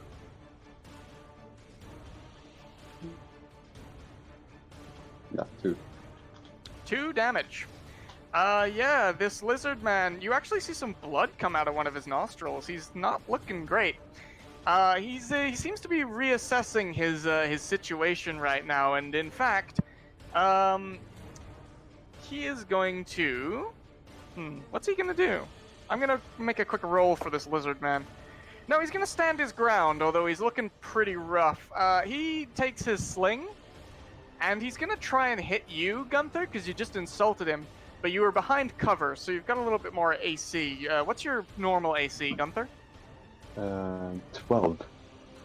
12. Alright. Wedgedness. You can protect Yep. Gunther from this attack. Are you gonna do that? Sure. Alright, so he has disadvantage, and he has to beat a 14. Okay, he starts waving his sling around, and you hear a snap, as it seems like keeping a leather sling strung in the middle of a swamp, not the best for the leather, because his sling has just broken, and he looks pretty peeved about that. You take no damage because he has lost his weapon. I'm gonna make another quick roll for him. And seeing that, he goes Kasa, which you assume is Lizard Man for fuck this, and he's gonna charge dive into the water and vanishes with a splash. Bloody coward. Wedgedness, Disappointment. it is your turn. Right, so I'm going to walk over here. Tell Rev this isn't the tentacles that he's used to, and then whip it anyway. Whip it using my melee weapon. Rolling to hit. A whip. 14. All right. 14 to hit. You slap at this slime with a whip, and nothing happens. It seems to bounce off this slime's slime. You're not sure if they have skin or not, but it does not seem to notice you whipping it. Rev, it is your turn. Well, I will have to shoot him, but with my firebolt, because it's a slime, so I assume Ooh, only you're gonna like... use a fire. You're gonna use one of your charges of fireball. Okay, roll a d20 for me. Because I And assume... add 3. Because I assume it's the only way to do damage to him. Well, actually, you can roll nature for me just before anything. This is a free thing. Just roll nature. Nature? Yes, nature. 7. Okay, you don't really know much about slimes, so you're making a lot of guesses here. But okay, you okay. assume that fire is better than arrow at killing a gelatinous slime monster. Mm-hmm. So you whip out this scroll which you stole, and you slap one of the 3 runes on it, and it bursts into flames and passes that flame into your hand. You now have a cast of firebolt. Roll a d20. A d20. Oh, I rolled a 7. A 7. You have a +3 to that 7, but unfortunately, that is still not enough. God This damn is it. an unfamiliar sensation for you, and as you throw the fireball, that's not really how it works, and it kind of just like fizzles out like a firework. It looks really cool, and you think the slime is pretty impressed by your display of magic, but you have used one of the charges of your firebolt scroll, and it did not hit the slime, unfortunately. I'm in trouble here, homies. Archibald, it is your turn. I'll handle this. He'll walk up and stab it with his rapier. You were gonna stab this slime. Go for it. Natural 20. Ooh. Okay, here's how we're gonna do natural 20s. For natural 20s, you roll double damage and then add your damage modifier. So roll Yeah. damage twice. I think just D&D roll- D&D Beyond does it automatically. Excellent. 16 damage. 16 damage. You plunge your rapier into this slime, and it seems to react to that. It looks like it hurt. However, you didn't actually deal 16 damage. This slime is, well, it's slime, and stabbing slime, not the best way to get rid of it. So it actually only took 8 damage. It is resistant to piercing damage, as you have just found out. Although it is still looking pretty rough right now. It's not in great condition, this slime. Your sword did hurt it quite a bit. And because your sword hurt it, it's gonna swing one of its slimy appendages at you. Does a... I don't think this is gonna hit you, but does a 13 hit you? No, it does not. Okay, yeah, you are able to nimbly dodge out of the way of this slimy tentacle as it slaps into the ground and it makes a gross noise. It goes... But it misses you. Gunther, it is your turn. Okay, can I use a healing pot right now? Yes, you can. That is you can do that as your action. You can use one of your healing potions. Yeah, I'm just gonna do that. So 2 d4s or... Yes, 2d4s. Okay. 6. Okay, you heal for... What's that? 8 hit points. Okay. Very nice. You chug that healing potion, and you feel the wound caused by that axe to close up. And your clothing is still torn, but just kind of looks cool now. You feel a lot better. Are you gonna do anything else as a bonus action? You're gonna move, or what else? Yeah, I'm gonna move a bit closer. Okay, yeah, go for it. Move yourself where you want to be. Yeah. Okay. And that ends your turn, yeah? Yes. All right. Wedgedness, it is your turn. I'll be like, guys, I I think you saw might be this in a muted movie again. once, and then I'll... Hello? Oh, okay, great. Fine? Yeah, no, you're good. You saw this in a Alright, movie once. Yeah, I saw this in a movie once, and I take out my spear and try to hit this tentacle. I roll... Okay, so you are also uh, going to try and stab this tentacle. Go for it. Yes. That's the only thing I've got. 7. 7. Yeah, you stab this tentacle with your spear, and it doesn't seem to do anything. It kind of just leaves a little spear-shaped indent in the slime, which immediately closes up. Yeah. Sorry, dude. It did not work. Rev, it is your turn. Well, second charge of Firebolt. Okay, go. roll a d20 if you're gonna try this again. Let's go. God damn it! I rolled a 5. A 5? Yeah, sorry. This, like, you're panicking now because this slime hurt you quite badly, and you pull another firebolt from this scroll, and it burns in your hand. It looks super cool, and you try to throw it at the slime, and it just whizzes right over the slime's head and incinerates a nearby bush. You now only have 1 charge of firebolt left. Are you doing anything else this turn? I cannot move. Can I? You do can. You might just take an opportunity attack. much HP do I Which have? I'm guessing you probably don't want to do because I have a feeling you're hurting quite badly right now. Is that correct? Yeah, I have 5 HP. Yeah, so I cannot you take. probably want to play it safe. I cannot take any kind of healing potion right now because it'll probably No, stop you have me. used your action. All right, that's the action. Yeah, that's correct. Then no, I just have to sit here. Okay, you're just gonna sit there. All right, Archibald, your turn. I think it's weak to stabbing. I'm gonna stab it again. Archibald with a great assessment I there. think so too. 16 to hit. Sorry. 16 to hit. That does hit. Roll damage. And the damage is 10. 10 damage. Okay. You stab into this slime with your rapier, and it seems your hypothesis was correct. Because as you pierce the slime with your rapier, that does just enough damage to seemingly render it inert. And it bubbles and glops and makes a really gross noise, and then melts. Congratulations, you solved my slime puzzle. I'm a genius. Just stabbing it. All right. Yep. The solution, as it turns out, was stabbing it. All right. I wanna heal. I wanna heal so bad. Okay, yeah. Pop one of those healing potions, my dude. What do I need to roll for this? Which potion are you using? Are you using a greater healing potion or a regular healing potion? Regular, yeah. Regular, yes. I don't even see it on my. Ah, there you go. Yeah, it is a regular healing potion. Yes. Okay, roll 2d4s. 2d4s. 2d4s. Yes. The I pyramid rolled looking a ones. 3. You heal for 5 hit points as you chug back this potion. Oh, thank God.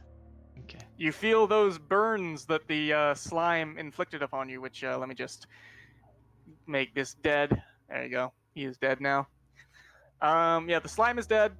The other lizard man is lying dead, and the first lizard man seems to have fled from the scene. So you are all seemingly safe again. Okay, it's gonna be alright. I'll just move a bit up to this side of the island. Okay, yep. You don't have to make Right. any rolls because you're still on normal ground currently. Mm-hmm. Good work, everyone. Good job. Cool. I thought we were dead, but apparently we're not. I was a bit disappointed because I didn't get to hit the movie. The movies are false. The movies are false. I'll Now you gotta go. work on your aim. I Never was watching a movie again. way too nervous. Apparently, firebolt isn't as 1-to-1.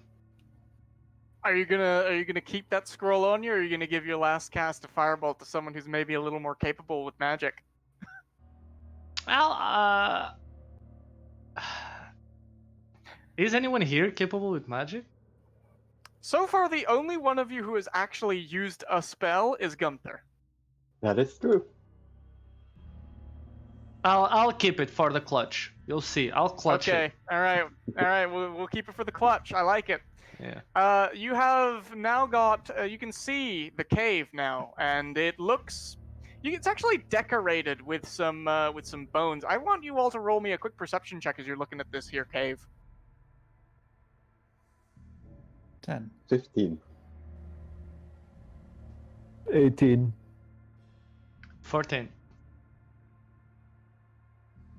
Those rolls are not coming up on my side real. Let me just hold on.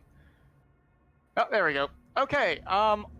Most of you do not see anything except for you, Wedgedinus. Your keen Asimar eyes spot something peeking out of the cave there. You spot a little shape. It appears to be a short, kind of familiar-looking shape. Actually, it's wearing a hood. It almost kind of looks like Rev. It's about as dirty as Rev, but its skin is green, and it sees you as well. And it mouths something which seems to be some kind of curse word, and it darts back into the cave hurriedly. But you spotted him. Yep, I'll be like, guys, did you see that? No, I didn't see anything. So what? So what exactly? I was focusing Well, on the I saw street. something in the cave, but like, well, I guess you didn't see it then. And then Would you I'll be like like, to try and figure out what it was that you just saw, Wedgeness? yeah, I would. Roll How nature, do- please. Nature. Yes. That's a 9. Could have been a goblin, could have been a dwarf, could have been a really ugly halfling. Could have been one of those three things. You don't know. Hmm. Okay, but Maybe it Rev was is just here, a really so... small, ugly dude. Like maybe it was just a guy. Yeah. You don't know. Yeah, but Rev is here, so... Yeah, Alright. Rev's already here, so it wasn't him. Okay. Alright. I needed this from my well- teammates.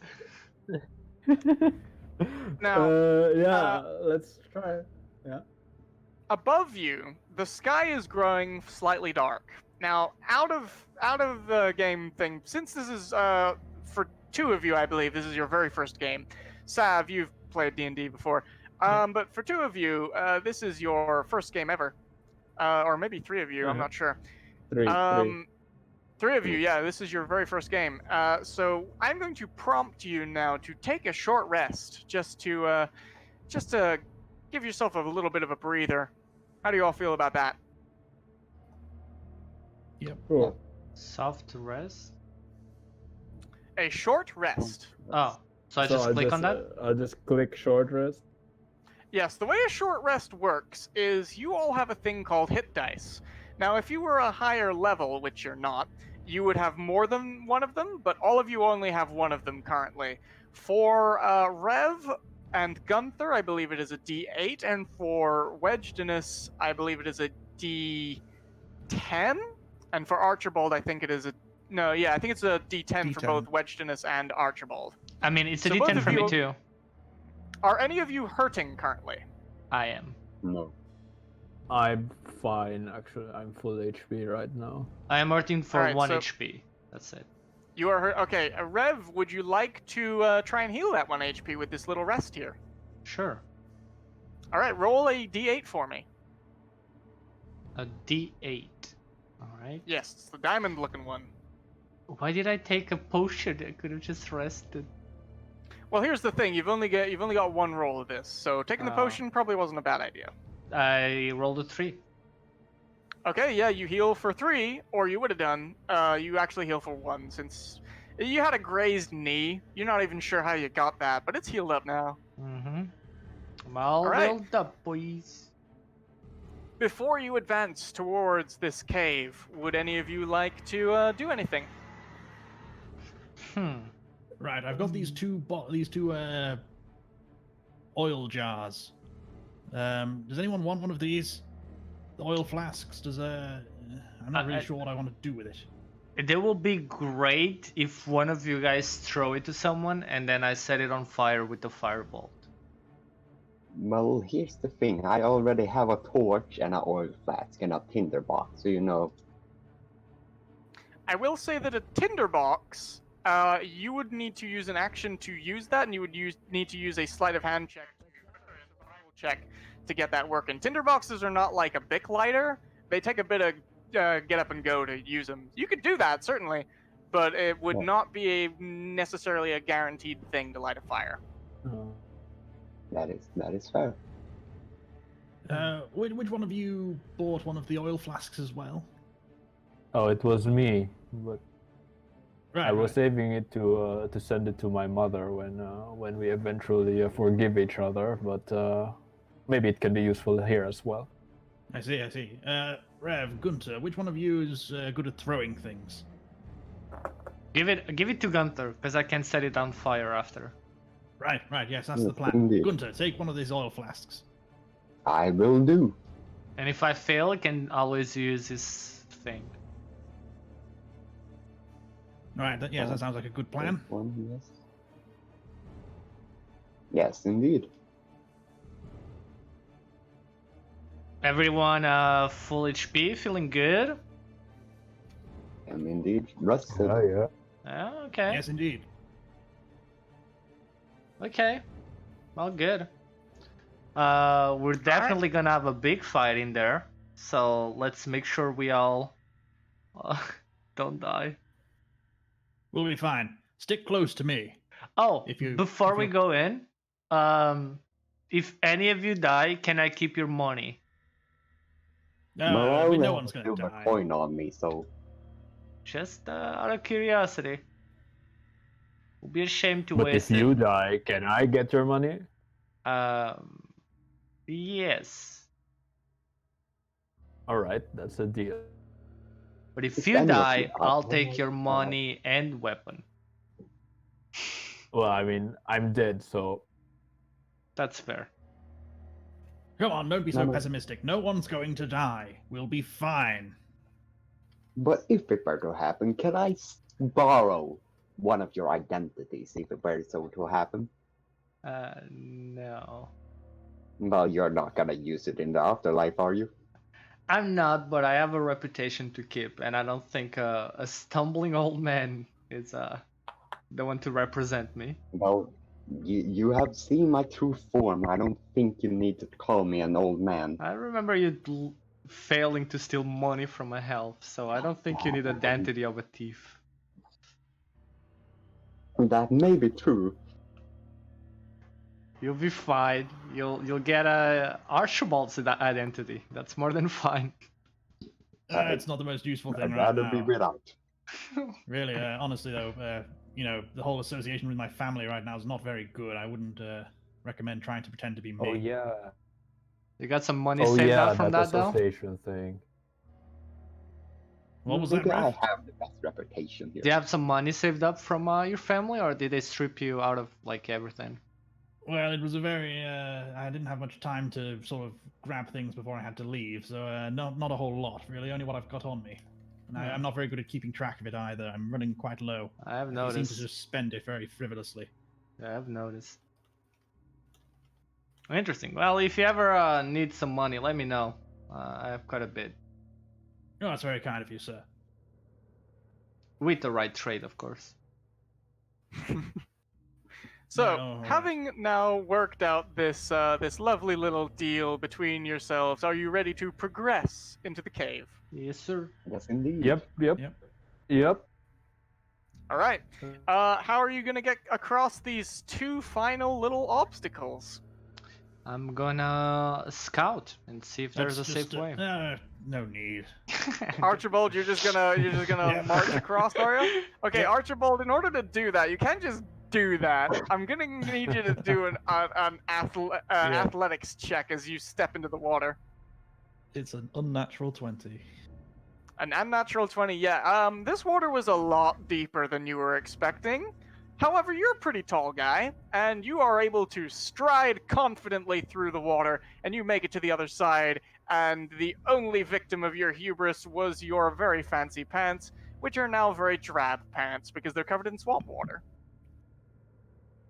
Well, I want I'll to do have to the get cleaned up same. a bit, but we'll be Well, we fine. I'm a have noble learned too, how so to I should be run. able to do it as well. Okay, Wedgedinus, roll me an athletics check. Yeah, I have to prove this. It's a 5. You guys would A5. not survive one day outside. Yeah, seemingly lacking the confidence, or perhaps weighed down by your heavy equipment, the mud sucks you into the water and you begin to sink. I'm gonna sit here and try to help him. Okay, Gunther, you're gonna help him out? Roll a strength check, please. 11. 11! Okay, you feel a horrible sucking noise as you are able to, with considerable effort, pull Wedgedinus from the swamp. Wedgedinus, you are back on the island you started on. You are significantly muddier, but you are not hurt. I will scout. I'm not following these guys. Okay, Rev, roll survival, please. I cannot follow these guys. All right. This is the second There you go. time we've done- 16. 16, yeah, Rev, it takes a little bit of searching, but you are able to find a portion of shallow water and cross the swamp easily and join your friend Archibald. And I'm presuming the other two members of your party, you snuff out that campfire because Smokey the Bear says, Oh, yeah, preventing swamp fires starts with you. You snuff out that flame, and you cross over after Rev. Yep. There is now only Yep. a single body of water between you and this cave, your destination. Well, Okay. Archibald, want to go Alright. first? Yep, let's go. No, I want to go first. Too late, Archibald's already doing it.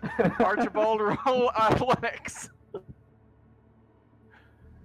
18. I really want to fail this. Yeah, I'm sorry, man. You're just too confident. Your pants are already dirty, and that only fills you with more confidence as you strive bravely into this waist-deep water, and you just march on through, and you arrive at the other side of the island, at the mouth of the cave. It's easy. Yeah. Okay. Yeah, I'll it's word so for it. easy that Third I'll do time. it as well. I'm just saying, rolling for survival already. It's just gonna. Okay, yeah, roll survival. 12. A 12, yeah. You can't really see. You see a part of the water which you think is safe. It's pretty close to where Archibald was. It seems to be a little shallower. You could try that. I'll Can I go. also I'll have roll to. survival? You're gonna go for it, Rev? I'll wait. I'll wait to see what these two do. Okay, you're gonna point out this Well- path to one of them. Yeah, No, sure. I'm going to. I will. Well, I already lost my chance at looking at how Archibald did it. No, Well, I you guess saw how I'll just Archibald do did it. it. He just strode right in there. Yeah. You can so follow I'm going Archibald to- if you want. Yeah, I'll follow Archibald then. Okay, you ignore Rev's advice, and you step into the same path that Archibald did. Roll me an athletics check. Yeah, athletics. Okay, 13.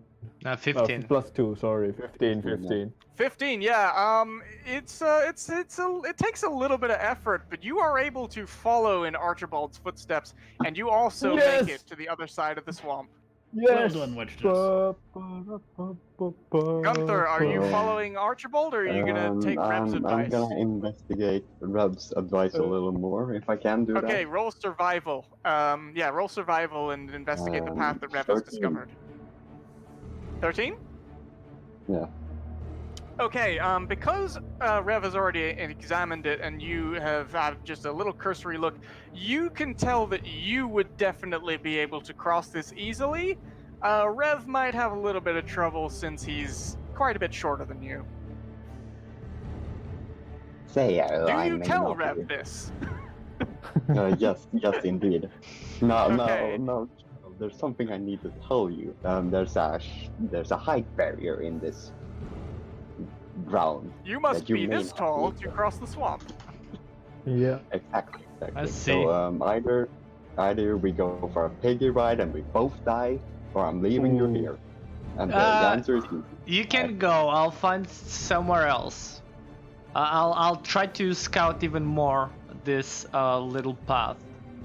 All right, roll me another survival check, Rev. Oh, I figured it out. 21. 21.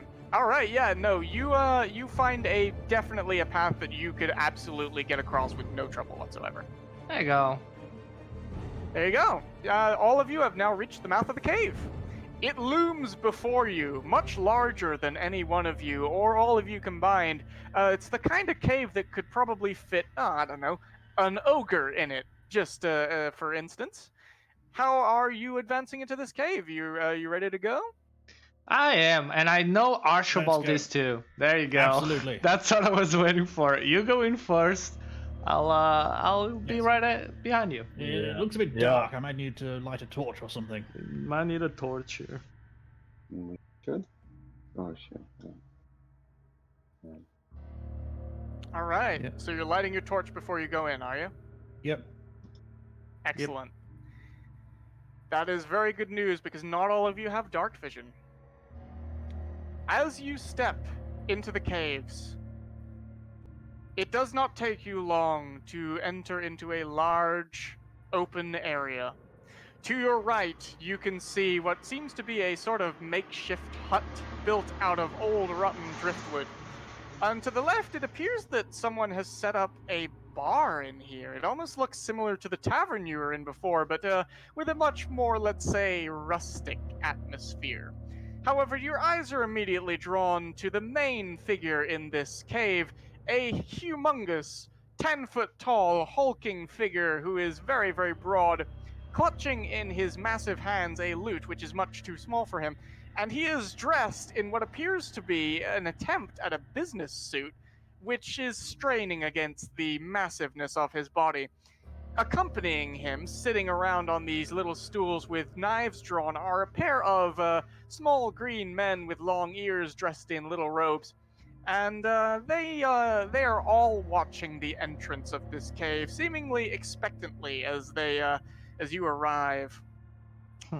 And the ogre was sitting down, and he stands up, taking up quite a bit of space in this cave. And he looks at you, and he says, "What are you doing in my swamp cave?" Of course, it's fucking Shrek on steroids. Good day, sir. We're here to make a deal. A deal? That's right. Speak up about this deal. Well, that loot you've got there.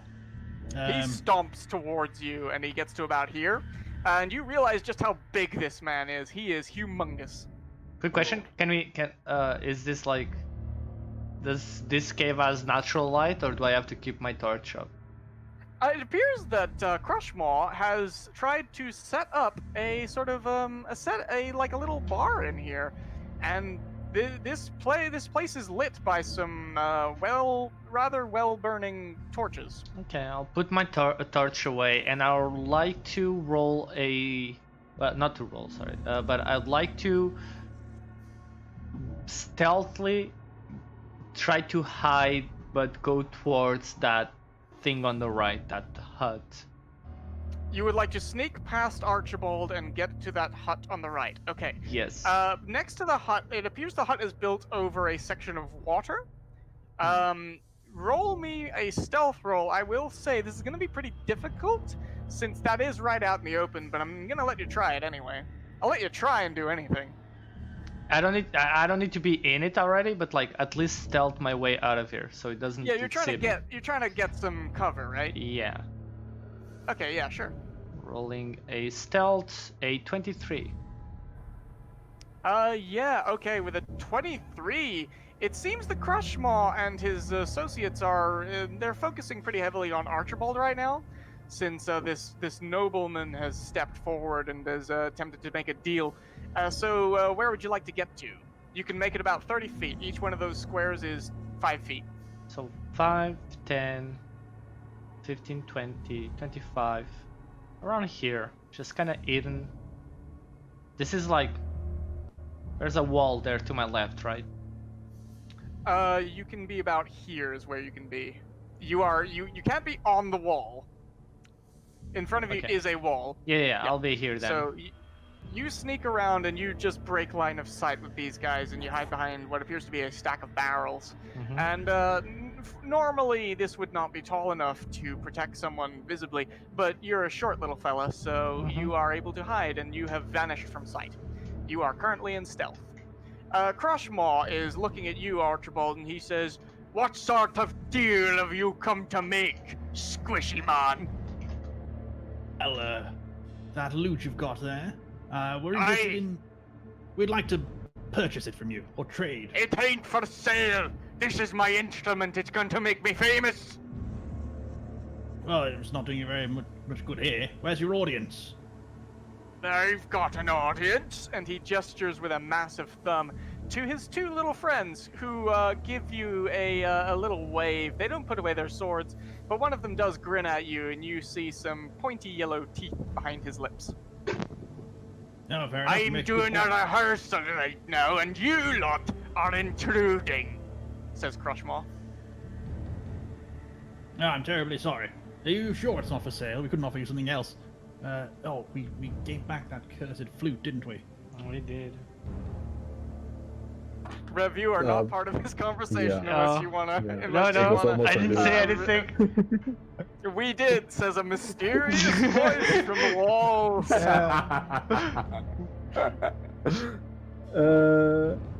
Well, I'm going to try to persuade the Crushmaw to play his flute, to have us as the audience. Oh, you would like Crushmaw to play his his lute for you? All right. Lute, yeah, the lute without the flute without an F, yes. Roll. Go up to Crushmaw and roll a persuasion check for me, please. Yeah. This close enough? Alright. That's probably a little too Persuasion. close. You can get as close as you want. But I will say this: as you approach Crushmaw, he's got he should be wearing some Axe body spray. I'll say that much. Alright, well, I think this is a safe distance, you know. Yeah, that's well, for the relative value of, in quotations, safe. Sure. Alright. This is about as So- close as you want to get to him. Roll me a persuasion check, please. Yep. It's 16. 16. He looks at you up and down and he says, "All right, shiny man, you want to hear my good stuff, do you? What are you, a scouting agent?" And he readies himself to start playing, and he seems to be fiddling with the tuning knobs on this lute. He's having some trouble because he can barely get his fingers between them, but he's managing it. As he's asked you a question, but he's preparing to play. He's asked Well, you he if you're was a asking a scouting que- agent. He's asking if you're like a ye- talent scout. Yeah. I'm definitely a talent scout. I have this nice looking talent scout clothes under my armor. Well, I've never seen a talent scout before, so I'll have to take your word for it. And he readies himself to play a chord. He's gonna roll performance. Well, damn, Crushmaw. Crushmaw is crushing it, funnily enough. Crushmaw rolled a 23 with this performance check, so he strums, and to everyone's surprise, it sounds damn good. Crushmaw knows what he's doing, which is weird because he's a massive ogre with a tiny little lute. It looks like a baby ukulele in his hands, but the noise it makes is pretty damn good. And he says, "I've got that sound you're looking for." And he looks at you expectantly. Yeah, it looks like that you have the sound. Right, so what now, huh? Do we give me a signing bonus? Do I have to sign something? I'm rather new to this whole music business. And he steps forward. As he does, his massive footsteps echo throughout the cave.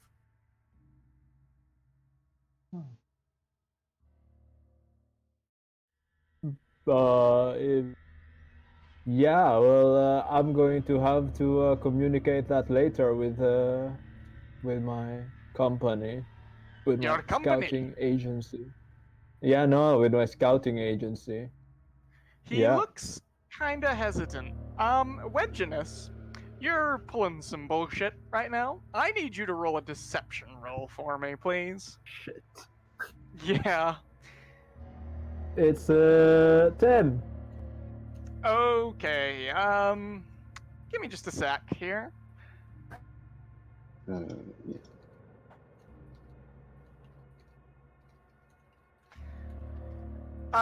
You see Crushmaw's massive brow wrinkle, and he says, "Are you really a scouting agent?" I was like, yeah. Can you not see my fancy scouting agent robes? He takes another step forward towards you, and he leans down and gives you a very close scrutinization.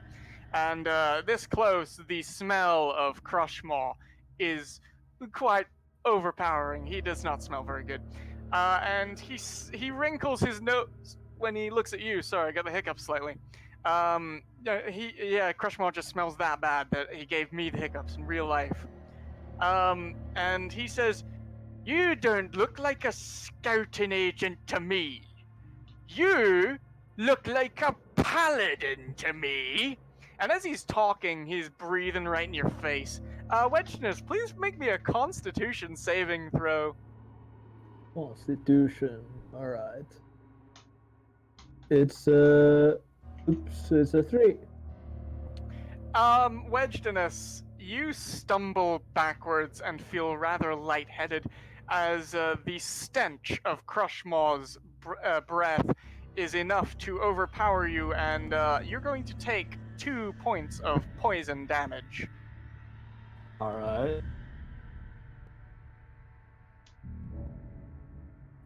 Crushmaw, seeing this, straightens up and snorts, and he says, I don't think the lot of you are talent scouts. You there, fancy man! And he points at you, Archibald. What's your real business here? You trying to buy my loot? You trying to buy me source of fame? You heard how good I am with it, didn't ya? He says. Yes, I must admit you are quite good, but wouldn't. You need to work on your image a bit, and then the breath. You know. My redness. what? He steps towards you now. Crunch, crunch over to here. And he is glaring at you now, and the smell of Crushmaw is... he's bad. It's bad. It's a bad smell. It reminds you of, like, if someone spent a year farting in an old cellar. That's what Crushmaw smells like. Yes, a And, Smash Bros convention. Yes, exactly. That is what Crushmaw smells like. Nice slam on Smash Bros fans there, Rev. Good job.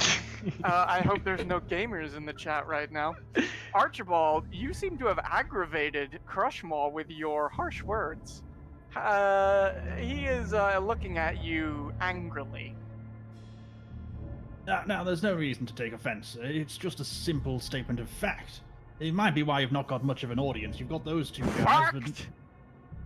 And what would you know of fact? You don't look like a performer to me. He reaches down and he shoves a massive finger and points it in your chest. Roll me a strength check, please. All right. Oh, sorry, it's a strength saving throw. Well, I already rolled. Should I just add an extra 2 to that? It's not going to help much. Yeah, no. You this finger punts you over. You are now prone. So in order to symbolize that, I am going to put this on you. You are now prone, and down here, I gotta tell you, this is not a flattering angle for Crushmaw. He is wearing a suit, but it's a tight suit. You're getting some angles on Crushmaw right now, which are not great.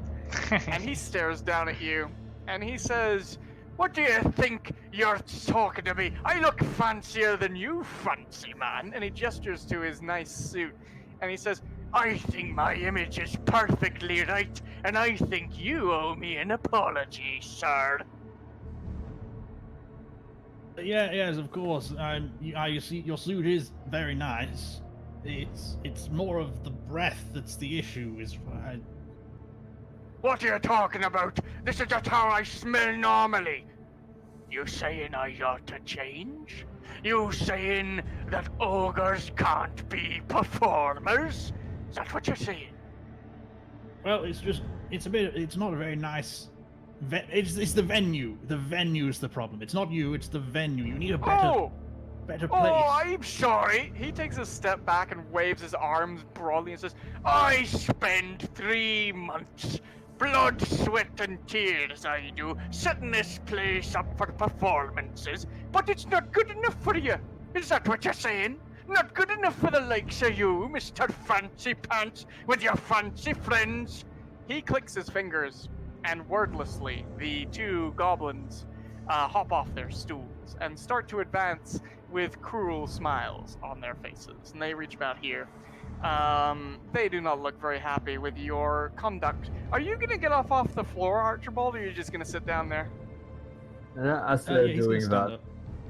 Okay, no. You are no longer prone, but you still have a very angry Crushmaw ahead of you, and he looks pretty peeved. As they're doing that, I'd like to see what this Crushmaw's person's ogre's deal is, and can I Yeah, I just want to figure out what he like, observe around and see what his deal is, Okay, what would he you like wants to from his roll life. a perception check then, please? Sure. Perception. It's 17. Alright, here's what you see, Wedge Dennis. Despite the fact that he is wearing what appears to be a suit, you can actually see bits of leather armor poking out underneath the suit, which is probably not helping the overall kind of shapelessness of it, or rather, it is, it's not helping his overall image. It's not a great look. However, these two goblins, your eyes also poke to them. They look very well armed, and they do not look very friendly. However, you cannot see anyone else in the room. It appears to just be these three. Yeah, that's all. That's what you can see, pretty much. Crushmaw does not seem to be. Crushmaw's got like a club, which is sort of up against a wall, within arm's reach for him. But otherwise, he seems to be unarmed, apart from this loot. This water on the right here, does it go under the building? It does. Can I technically stealth my way through it to go up there? Yes, you will first need to roll a stealth check to see if you can slip into the water stealthily, and then you'll need to roll an athletics check to see if you can swim across it while holding your breath. Oof. Yeah, it's gonna be. You can definitely do this, but it'll be challenging. What if instead, alright. What if instead I just wanna jump off of my cover here and try to steal from Crushmaw, steal the flute? You can absolutely try to do that as well if you want to try and steal this loot right out of his hands. Yeah, since he's distracted with everyone else, he doesn't know I'm here, so I'm gonna try and just snag it. Alright, I will warn you, he's not gonna cotton to this, but, roll sleight of hand. Sleight of hand. A good old 15. Alright, position yourself in front of Crushmaw for me, please. Oh, fuck. Okay. Yes. Alright. Okay. You reach out, you dart out from the shadows and try to grab this loot out of Crushmaw's hands. And, I gotta tell you, you probably underestimated Crushmaw's strength there, because attempting to pull this loot right out from under his hands, it does not work. And you tug at it, like you land in front of him and you tug at it, and in the ideal world, it would have just slipped right out and you would have vanished into the shadows like the masterful thief you are. Instead, you are stopped short, and Crushmaw stares down at you, and he says, "Oh, I see how this is then.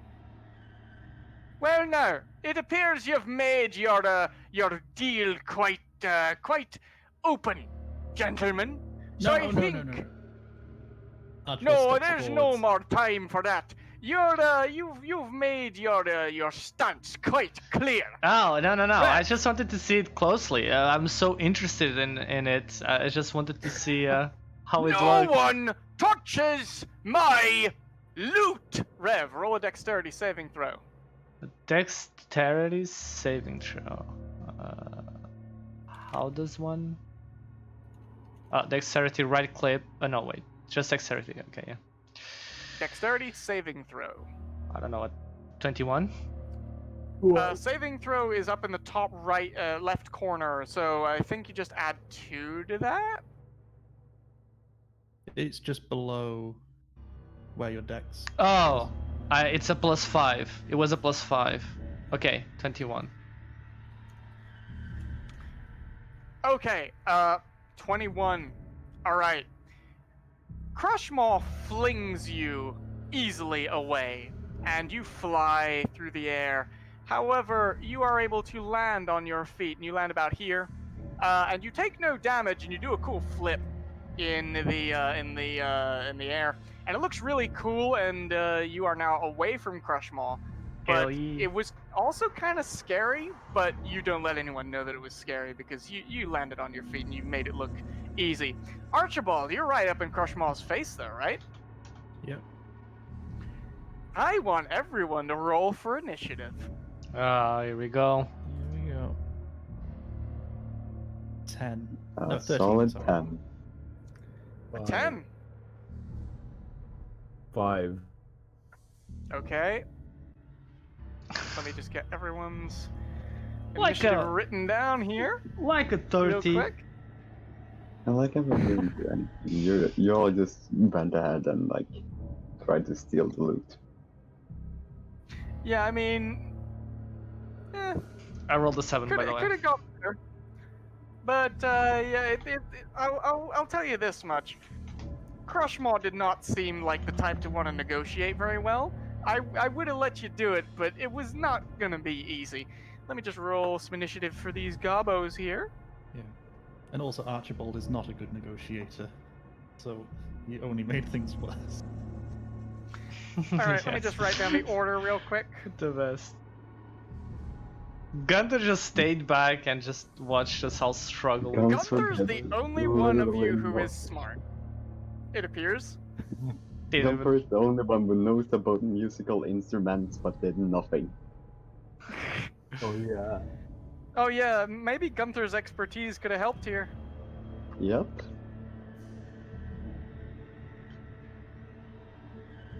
Well, it's too late for that, unfortunately, because seeing this as a signal of sorts, it appears that the now I wish I could play Smash Mouth for you guys right now, but sadly that is a royalty music, and it would get taken down by the Twitch police. So instead, you're gonna get some more generic battle music. However, one of the goblins races forwards, and he is going to attack the nearest person to him, which is you, Archibald. With his dagger, he takes a swipe at you. How does an 18 feel? That does hit. Ooh, well, bad news for you because you're about to take some damage. You take, roll here. You're gonna take 4 points of damage.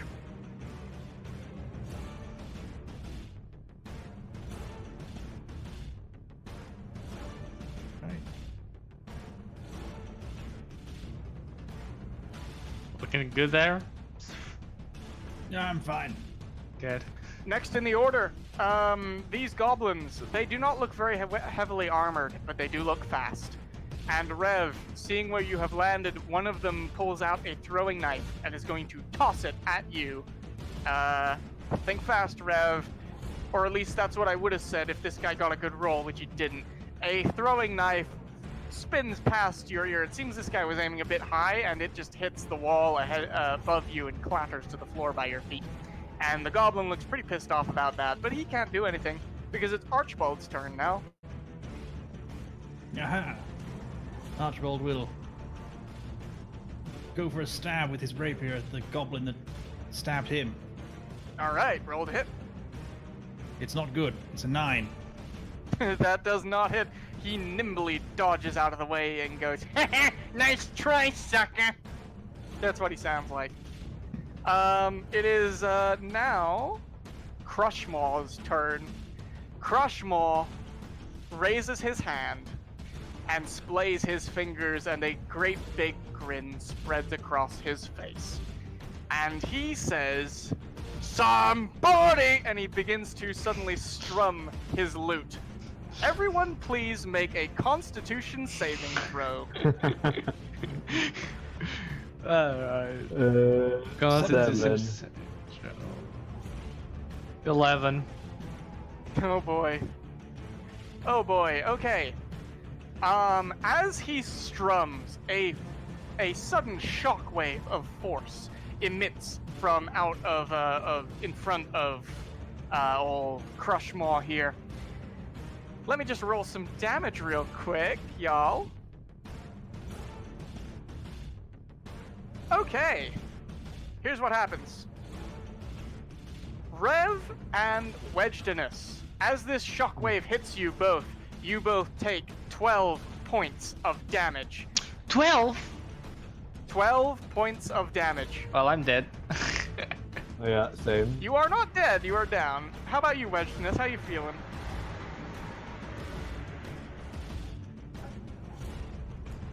Wedge? What? Yeah, no, I'm 0 as well. I You are both have down. exactly. Yeah, I exactly have 12 HP. Well, Alright, yeah, you have also moved back 5 feet. Rev, you would have moved back 5 feet, but you just got slammed up against that wall there. 2 of your companions are down. Gunther and Archibald, you're both going to take 6 points of damage.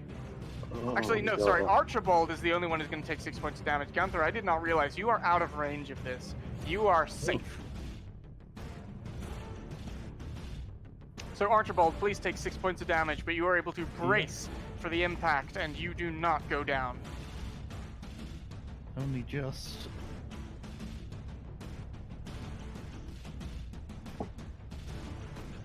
Next in the order, Gunther. It is your turn. Okay. 2 Yeah, of your I'm gonna friends go have here. fallen. And You gonna try I'm and help your friend up here? help my friend, yes, indeed. I will say you can use a potion on your friend to heal him. Then I will use my potion of greater healing. Okay, a potion of greater healing. Alright, roll 4d4s, please. That is 12. 12. Wedgeness, you have healed Yep. for 16 points of health as Gunther has lovingly slipped this flask betwixt your lips, much like a lover would, and has drained this this potion down. Do you say anything, Gunther, to your friend Wedgeness as you That's gallantly good. save his life? no, That's I good, just very welcome. give him a little wink. That nobody Okay, you else give him knows. a little wink. Wedgeness, you are standing again. Uh-huh. Rev. Well, yeah.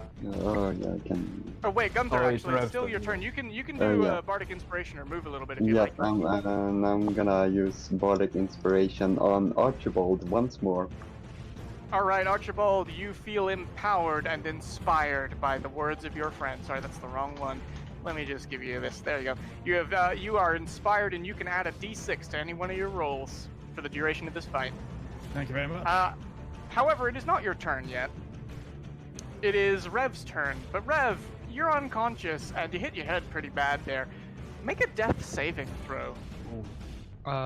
That's saving throw. How do I do that? Where is it? You just roll a d20, flat d20. Ah, flat d20. Yes, sir. Yes. Here we go. Oh boy, it's a 4. That is one strike. You have failed your first death saving throw. Please strike 1. 2 more of those, and you are dead forever. Monkus? Wedgeness, it is your turn. Yeah, You, I'll go you over have to. sprung back to your feet. You're feeling great, but you can see that Rev is not looking great. Yep, I'll go over to Rev, and I also have a potion of greater healing, and I'm going to use it on Rev. All right, roll 4d4. How do you do that? D4. The pyramid-looking one. You click it 4 times. Yeah. All right, roll. An 8. An 8. All right, 8 total. Rev, you have healed for 12 hit points.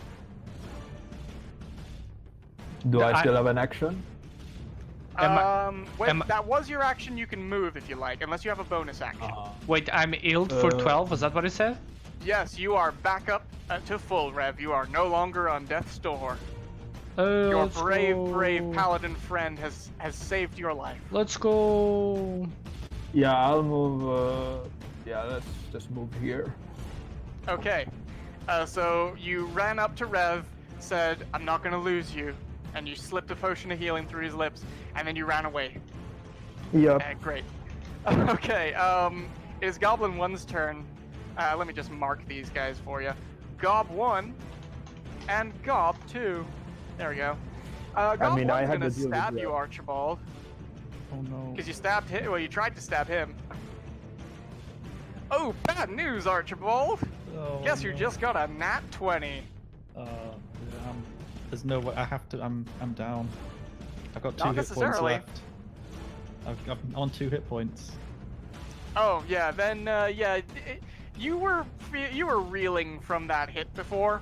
Gob 1 just shanked you in the side with a rusty knife, and that does it for you. You keel over, and the consciousness fades from your eyes. I will say this: you still have a bardic inspiration, and you can use that for your death save if you want. Oh. Seeing this, Gob 2 is gonna step forward and he says, "Hey, you guys suck!" And he's gonna throw a knife at Rev again. Rev, another knife clatters on the ceiling above you and lands at your feet as he misses completely and he says, "Ah, shit! Maybe I suck!" And he seems to reevaluate his life decisions. Archibald, roll me a death saving throw, please. Yep. I'm gonna save that bardic inspiration. I shouldn't have done it. It's a 7. That is strike 1. It is Crushmaw's turn.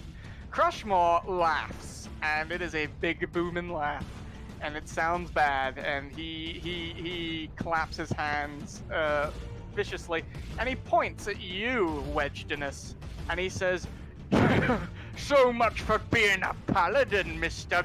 You suck. You went down to 1 attack. What are you, level 1? Roll a wisdom saving throw, Wedgedinus. Uh-huh. 17. Good news. That did nothing to you. You are unabashed by his attempt to insult you. Uh-huh. However, he seems unperturbed by this, and he turns to his Goblin 1 friend and he says, "You there, my friend, you're doing quite well there. How about ya go and show these boys what you're made of?" And he has bardically inspired Goblin number 1. That is the end of Crushmaw's turn. Gunther, it's your turn.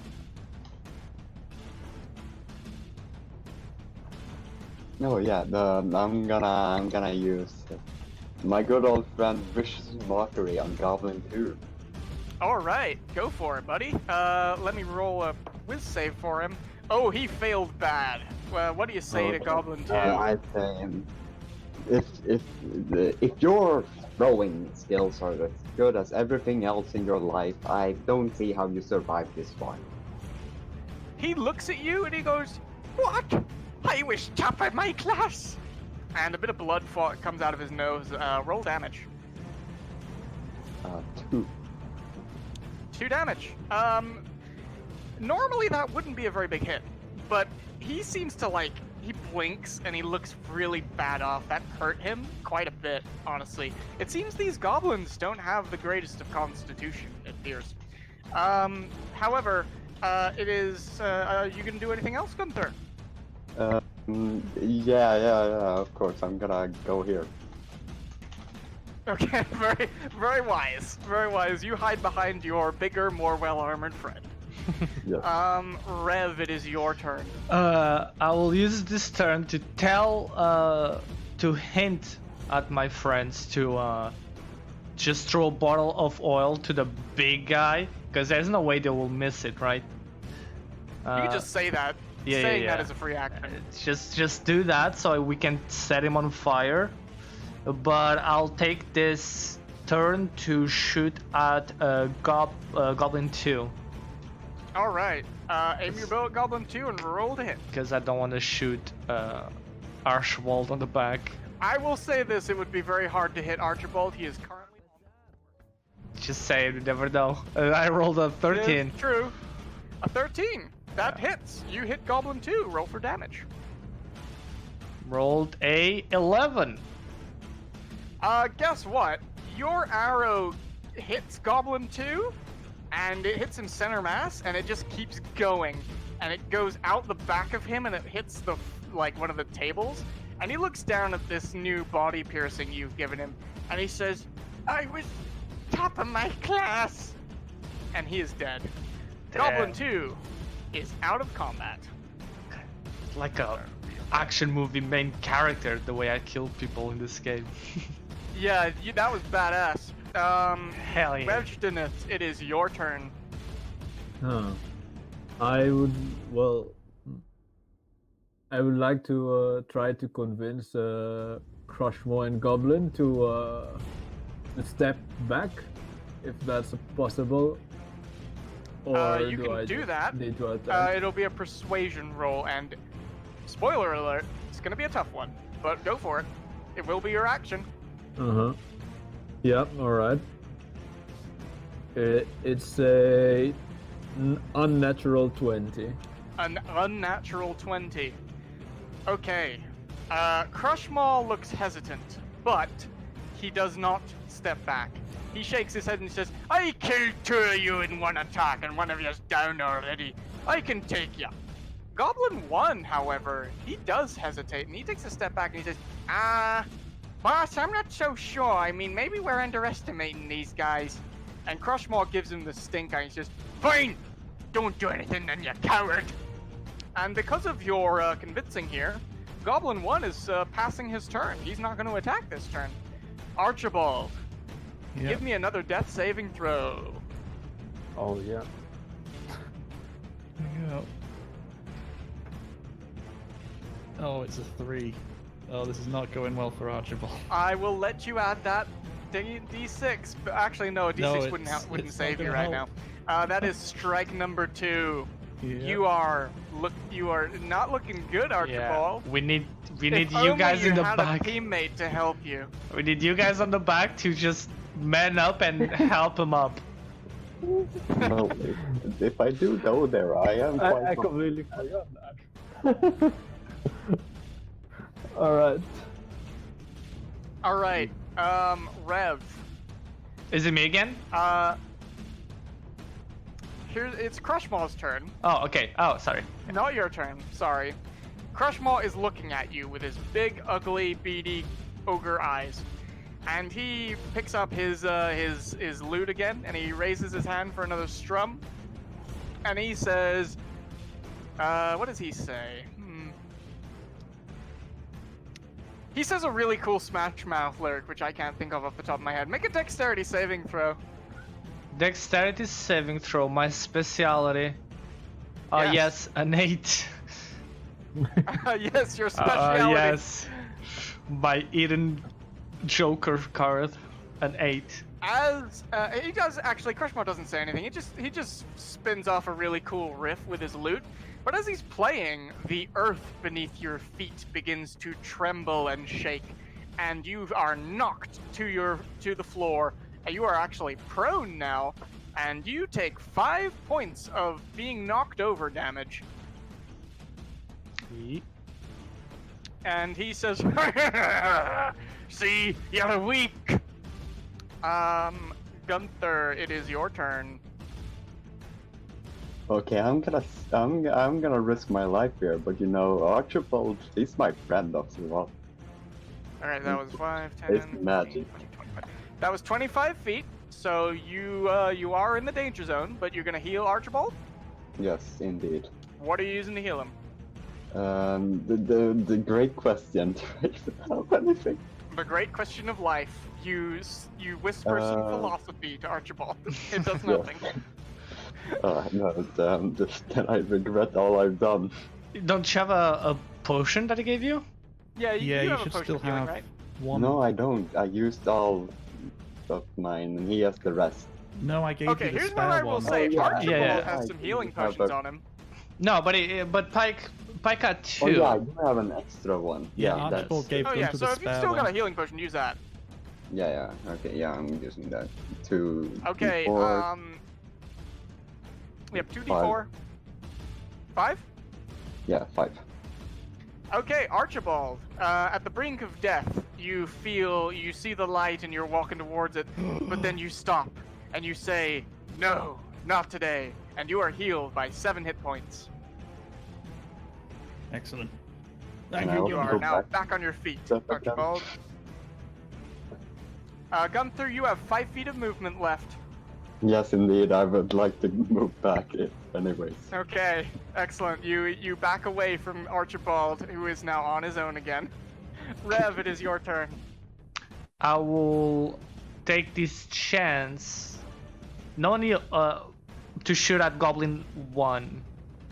Okay, yeah. Shoot at Goblin 1. I will say he is behind cover. His AC will be a little bit higher, but he doesn't have great AC, so roll to hit. It's okay. Have you seen my shots? Yeah, they're sometimes really bad. Go Yes. for it. But not today, babe. A 7. A 7 total? Oh boy. Yeah. Yeah, you got Archibald and Crushmaw in front of you, and you're trying to hit Goblin 1. You don't want to hit Archibald. He's had a pretty bad day, so you aim slightly to the right, and unfortunately, it was a little too much to the right as your arrow misses Goblin 1 completely. Sorry, Okay. bud, you missed. You gonna move, or you're just gonna stand your ground? I'm gonna move a bit. I keep using the wrong map. This is on stream. I'll move a bit just to the left here. Okay, yeah, you reposition yourself. Yeah, just have a better line of sight. All right, Wedgedness, it is your turn. Yeah. So I'm going to be 1, 2. This is 20 feet away from Goblin 1 or 15? 20, right? You are currently 20 feet away from wait, hold on. 5, 10. Yeah, you're about 20 feet away from Goblin 1.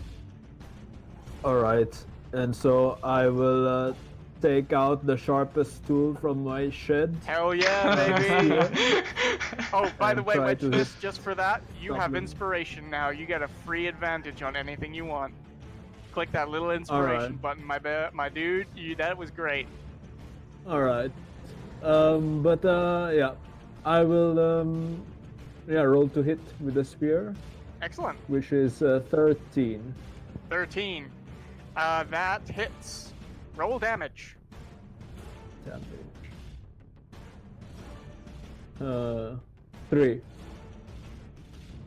3. Okay. All right. You toss a spear at Goblin number 1, and it hits him right in the shoulder, and it hurts him a lot. He goes, "Ah! Ow, my shoulder!" That's what he said. And it's now his turn, and he wrenches that spear out of his shoulder, and he tosses it to the floor. He says, "I'm gonna get you for that, you little bastard!" And he rushes past you. However, as he crosses your line of sight, Archibald, you get an opportunity attack on him. Lovely. We'll try and stab him with the rapier. All right, Oh, it's roll to a hit. 7. Yeah, you are just too slow, just slightly too slow. Your rapier pierces through empty air as Goblin number 1 reaches Wedgedness with his knife drawn, and he's gonna try and shank you, Wedge. And guess what, Wedge? He rolled a... Well, let's see here. He's gonna use his Bardic Inspiration, so that's a 15 total. Does that hit you? I have armor class 18. All right, yeah, So you raise your shield and you block his knife, and he seems pretty disappointed by that, and he goes, "Ah, shit." Can I ask, does doing an opportunity attack use up my reaction? Yes. I believe opportunity attack is a reaction for Okay. that turn. However, that'll come back when it gets back to your turn, which is now. Lovely. Archibald can use his bonus action for a second wind. Excellent. recover. Heal up from that second wind, my dude. 1d10 plus 1. For 11 hit points. But, Excellent. more than he needed, but that's fine. I clicked damage instead of heal.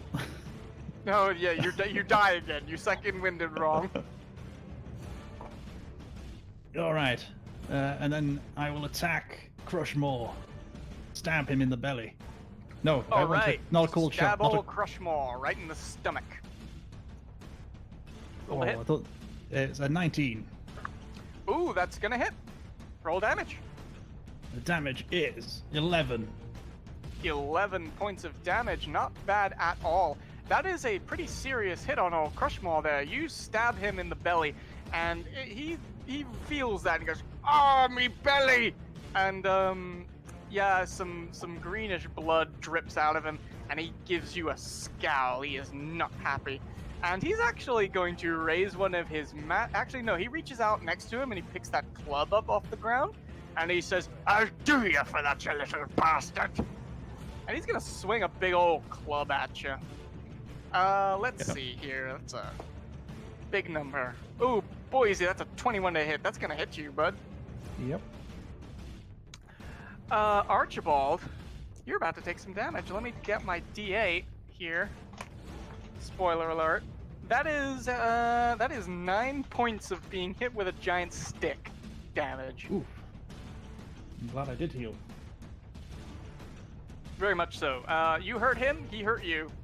And Rev, it is your turn. All right. I will have. Is Crushmaw oiled up, by the way? No one has oiled up Crushmaw yet. No. He God is damn it. unoiled. I Do will. you have one of the oil I jars yourself? Do not. I do not. Okay. Well, he's not oiled yet. You could shoot him. I will definitely shoot him. Okay, yeah, he's a pretty big target. Aim It is. that bow. I'm gonna shoot him with an 18. That hits. Roll damage. With a good old 10. Let's go. Ooh, Boise, you get Crushmaw right in the goddamn throat. Crushmaw goes, not me singing voice!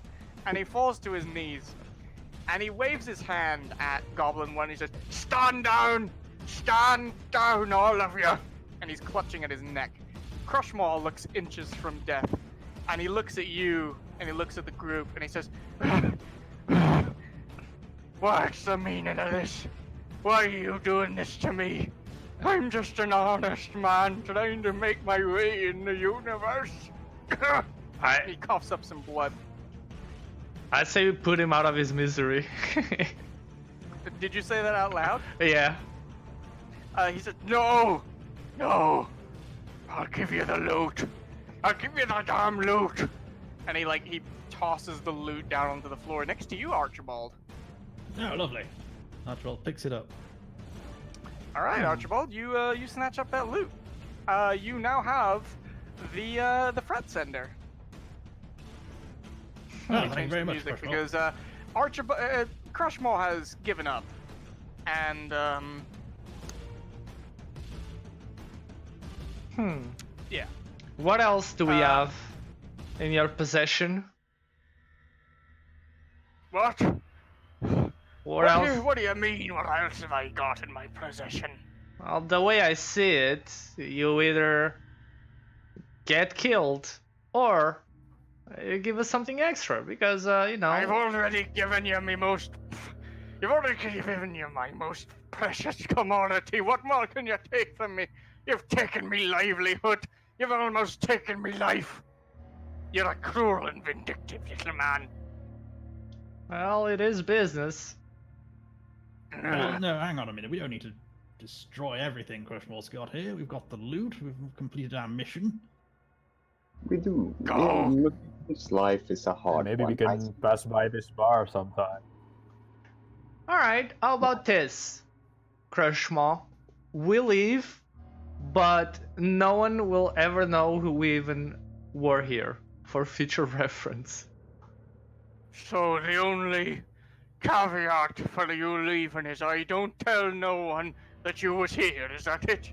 It is it. You don't tell your little friends, you don't tell anyone, and if we ever see you again, we're gonna finish the job. Fine. Fine, just go. Alright, sounds like a good deal to me. Do you trust It Crushmaw? hard to me. I don't, but if Well, I... there's a thing you can do if you don't trust Crushmaw. You can roll insight on Crushmaw. Oh, well, I'll do that. I'll do that.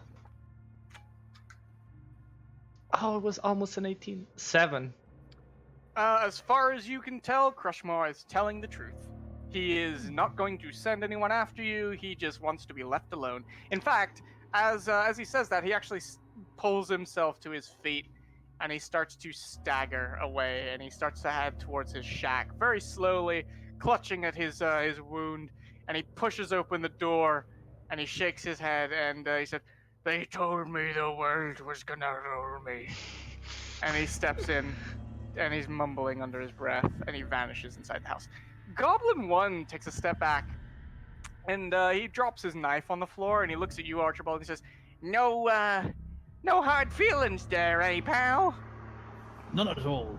It's totally fine. You know, I like a good duel. Yeah, so you're not gonna try and, like, you know, stab me for stabbing you and, you know, almost killing you, all that? Well, I suppose I didn't get a hit in during the fight, but I'll let you off on this one. I appreciate it. And before anyone else can say anything, Goblin 1 sprints down the hallway, and he dives over a table and he scrambles, and you can see there's a tiny little cave in the back here, and he vanishes through that. He's gone. So, how are you all feeling? You solved my ogre puzzle. Well done. Very hurt. Very, very I hurt. must say, the scene on our hands is rather painful.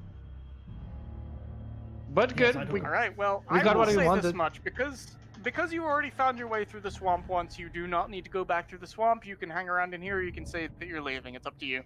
I want to scout. I really think they have more here than what they tell us. All right. You're gonna search around for some goodies. All right. What are you Yes. looking at? I can see that they have a few things up here. Position yourself where you want to look. Around here, You're there's not in some combat anymore. You can move wherever there's you some want. crates here. All right. Roll investigation on those there crates. Rolling investigation. Huh, a good old 10. With a 10, you discover some old bundled woolen rope, which you can take if you like. And beneath it, you find some loose coins, and they glint in the light. It appears that someone has stashed some money in here. You have picked up 5 gold pieces.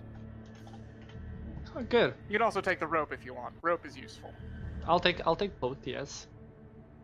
All right, add that to your inventory. Would anyone else like to do anything? I'd like to ask. Okay, yeah, Guissmo can go first.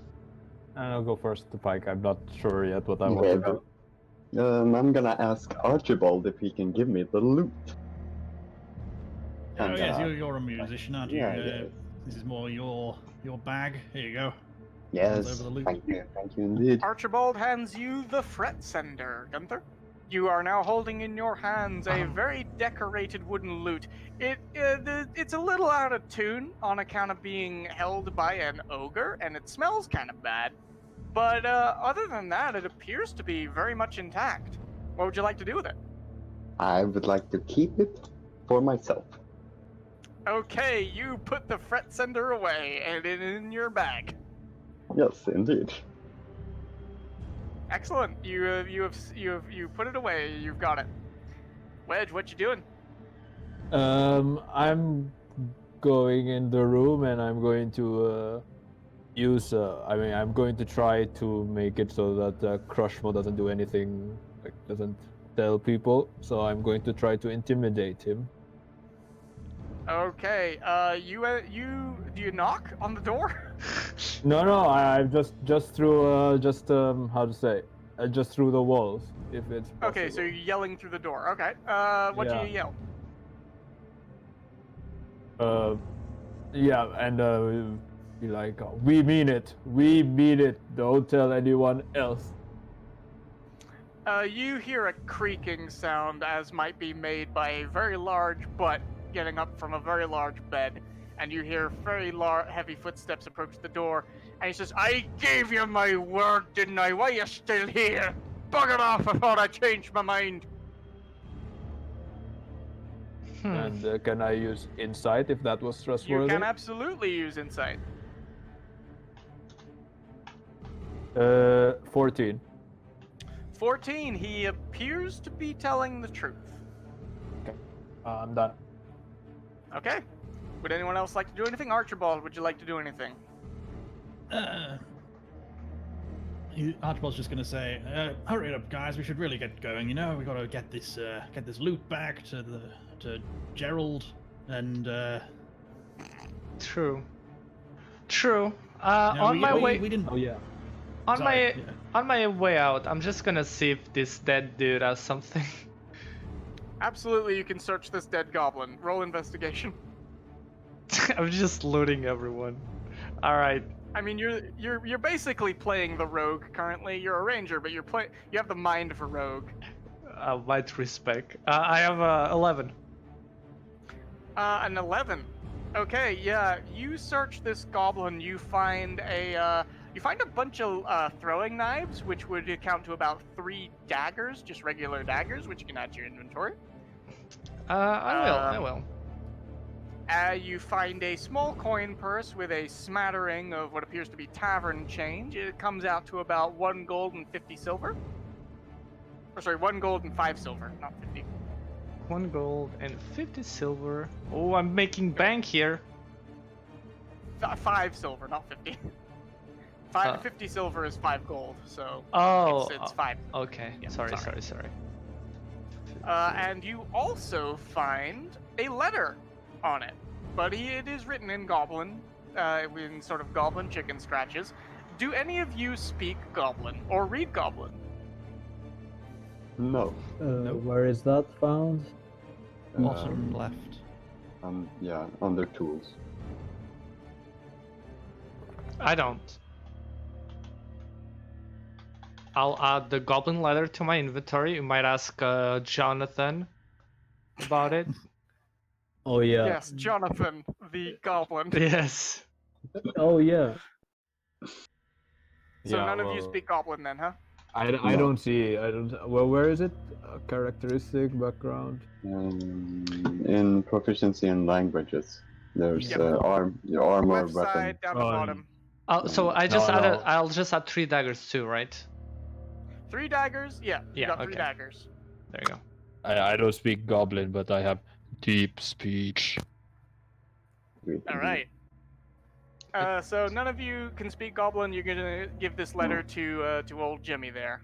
Excellent. Yeah. This goblin, the only other thing he's got is some dirty clothes. He's got just some regular common clothes and a hooded cloak, which seems to be about your size, Rev. It smells pretty bad, but then again, so do you. You've been trumping through a swamp this whole Yeah, time. true.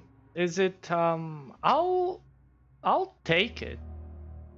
Okay. Roll a quick survival check on this this cloak to see if it's got any magical properties. Oh, okay. You're That just is- checking this cloak over Oh. to see if it's worth anything. It's 7.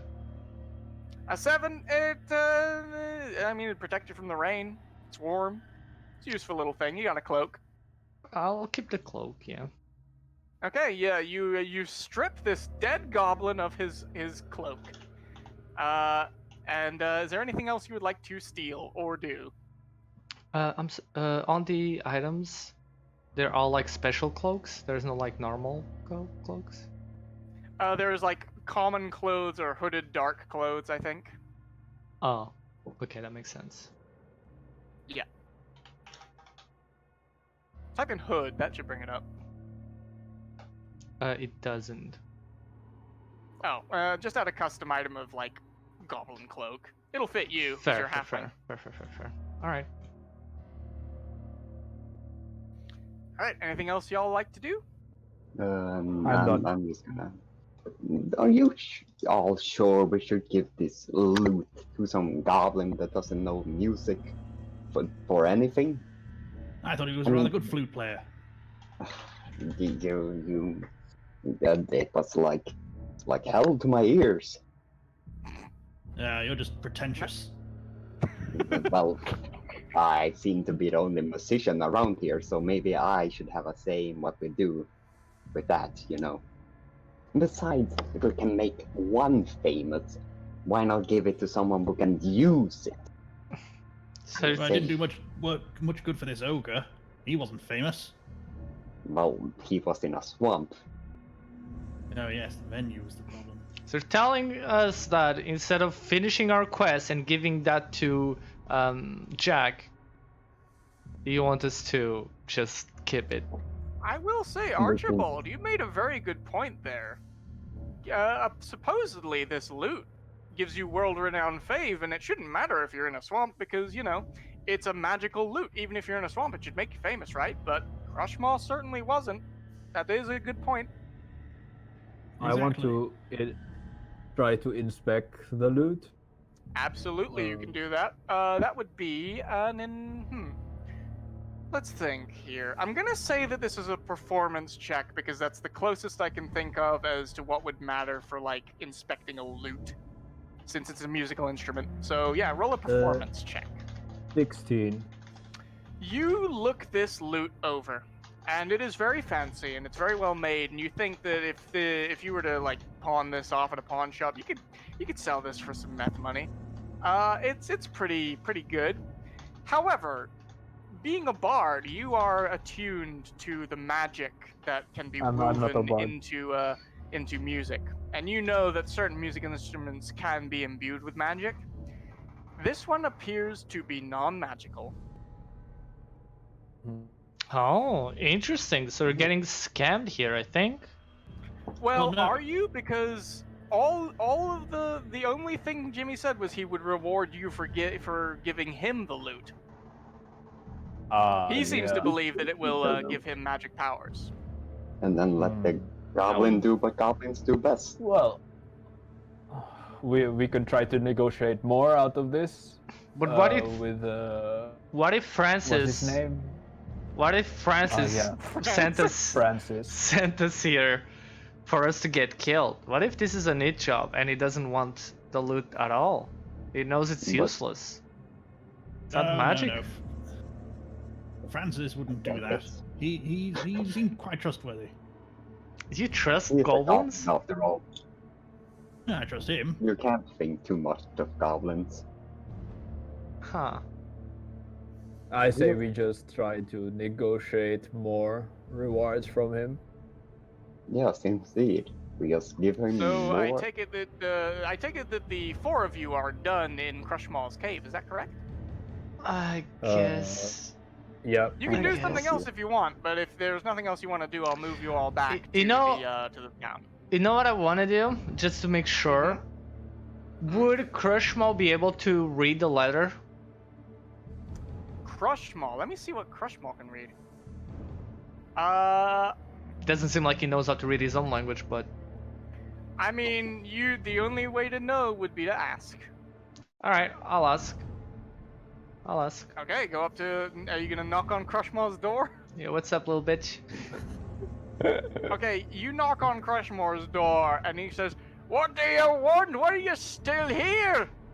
Just want to do one last check with you before we leave. I want you to Oh, be able to tell us what is on this letter. what letter? The letter I found in your cave. This letter right here. I just show him the letter. Do you just slide it under the door? I don't want to slide him. I just. You have to open the door if you want to see this letter. Fine. He opens the door, and you can see that he's taken the arrows out of his body, and he's bandaged himself up. He still looks like shit, and also he's got bandages on him now. And he glares at you, and he says, "What letter? Why are you looting my cave anyway?" Well, take it as a precaution, but I just want you to tell me what is in here. You show him the letter, and he glares at it. He says, "I can't read that. What is that? Chicken scratches? Is Where any? did you get this? I got this in the city. Then why the hell do you think I would be able to read it? That's goblin speech. Well, you hang out with goblins. That is Do true. I look like a goblin to you, little man?" You look like a goblin on steroids, yes. He raises his fist at you, but then he puts it down because he realizes that you almost killed him, and he says, "Just get out. I don't want to see you anymore." And he slams the door in your face. All And right. you hear a click, and it seems like he's locked the door on you. Alright, well, okay, well, hey, I tried, guys. What's up? You All didn't right. really seem to try, but you know. Hey, look, it's more So what's effort that I open? wanted to give. For someone who wanted to be famous, it's not really that entertaining to his fans. One last thing before we Probably leave. not. Was that loot definitely not magical? I can check it Doesn't one seem more to be. if you want.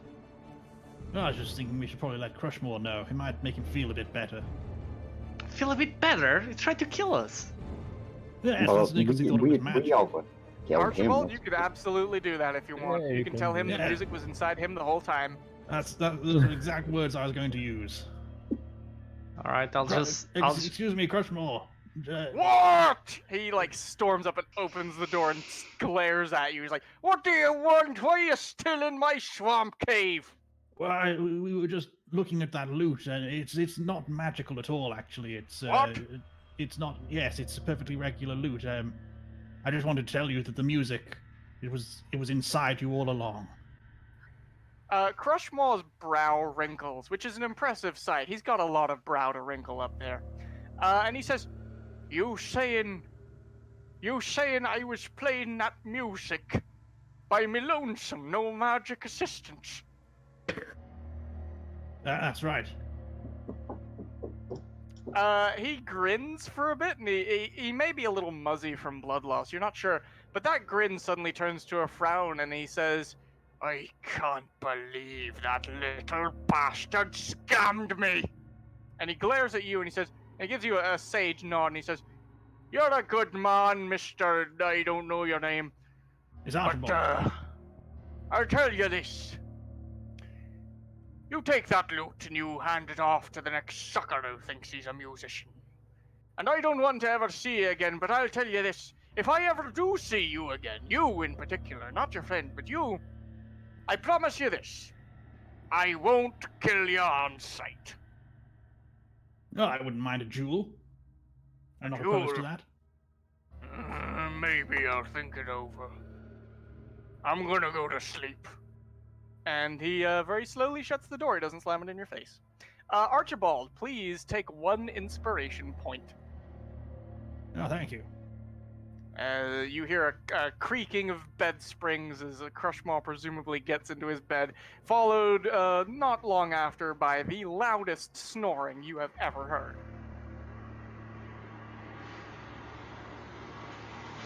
What a nice man. Right, let's go. All right, so the rest of you are all finally heading out back to the town, are you? Yes. Yep. All right. The lot of you make your way through the swamp without too much difficulty.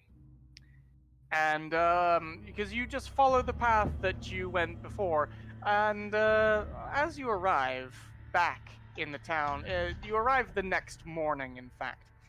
And you see, hold on, let me switch over to the town here. There we go.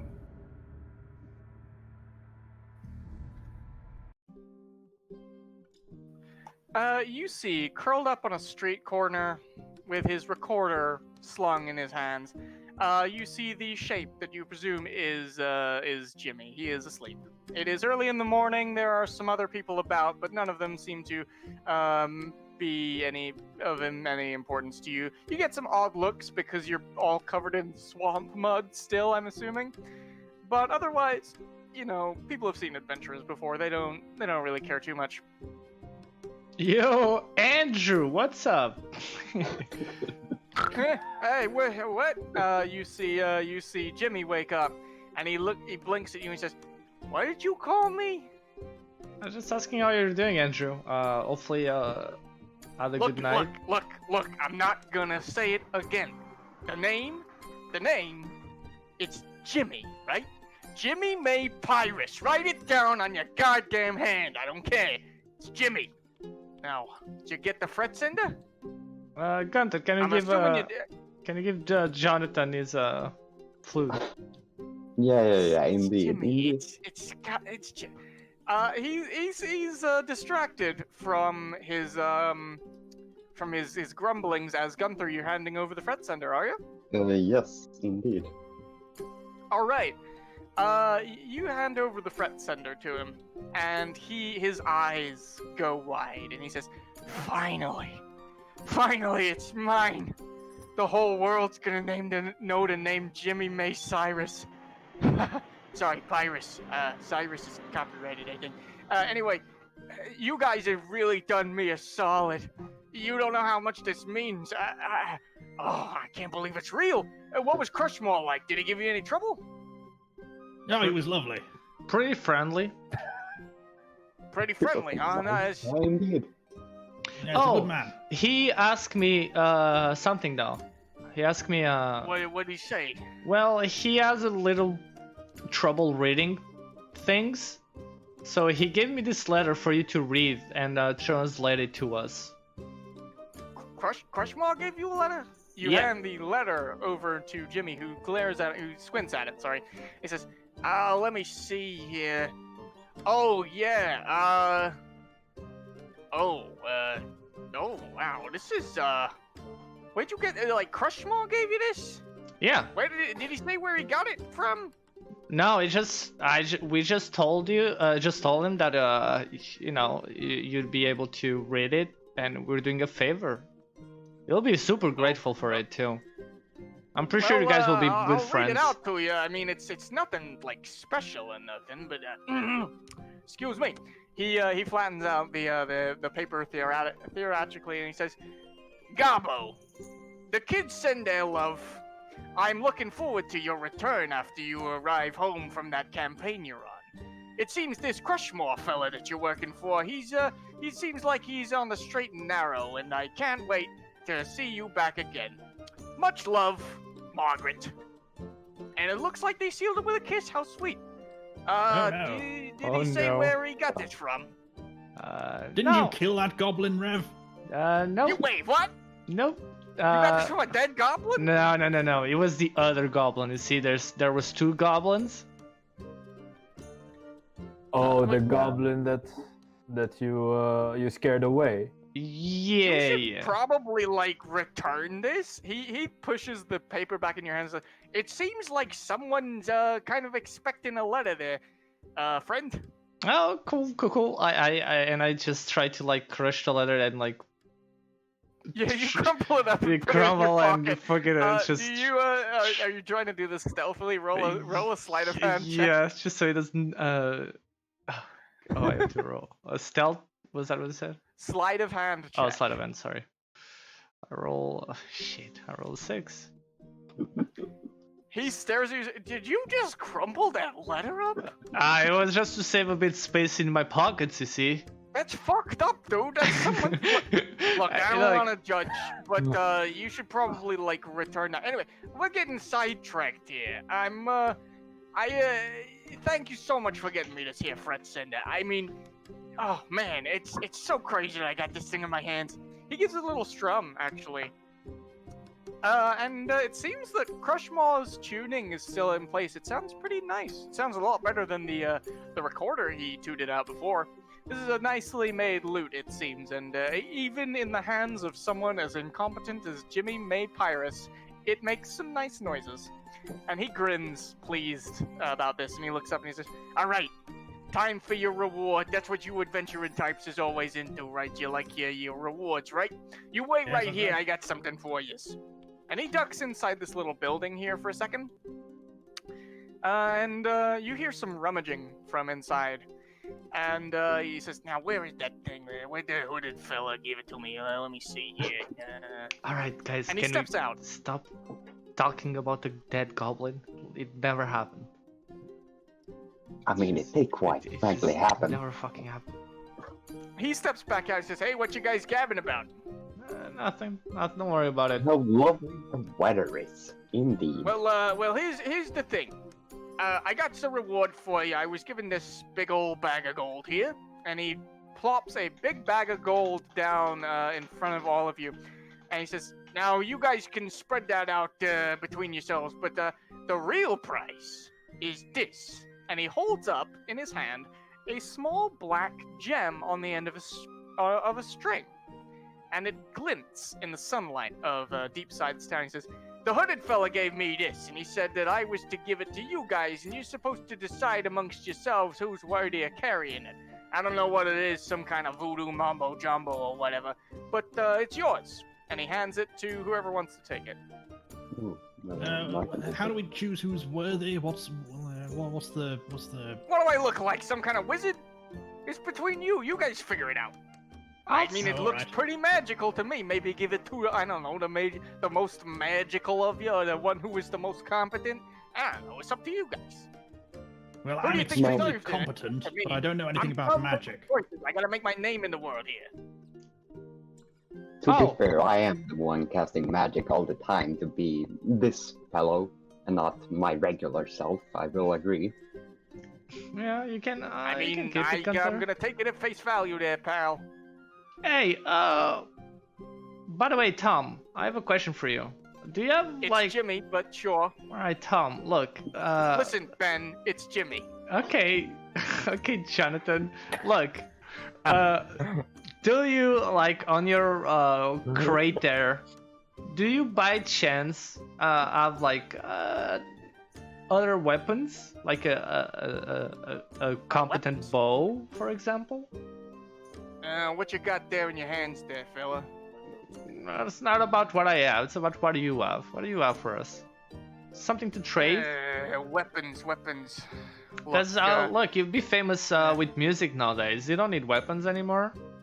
You can I mean, take the I gold. would argue that being world famous with music would be more reason to get weapons. Rev, roll me a persuasion roll, please. You'll just buy bodyguards. A persuasion. Persuasion, yes. But yes, a 16. He ums and ahs about it for a little bit, and he says, I guess you're right. Now that I'm gonna be a world famous musician and all that, I ain't really gonna need, I'm not gonna need no weapons no more, right? Alright, give me a sec here. And he disappears back into, presumably, what is his shack. Whoa. And he starts up a motorbike and he leaves. I muted on stream, but not on Sorry. Discord. You hear Sorry. some rummaging around in the shack. Rev, just out of game, what is your current weapon right now? My current weapon is just a good old longbow. Just a longbow. What's the damage on that? How do I see that? It'll be in your actions. Oh, in my actions. It just tells me the range. Damage should is just be- says it says- 1d8 plus 3 piercing. Okay, excellent. I've got just the thing for you. You hear some rummaging around in this shack, and it's like you hear some swearing, and you hear something fall over, and you hear the door open, and out emerges Jimmy again, coming backwards, and he says, jeez, I was never good at using this thing anyway, but I guess you can take it off my hands. And he drags over to you a crossbow roughly the same size as him, and also roughly the same size as you. Rev, please add one. Ooh, let's go. Heavy crossbow.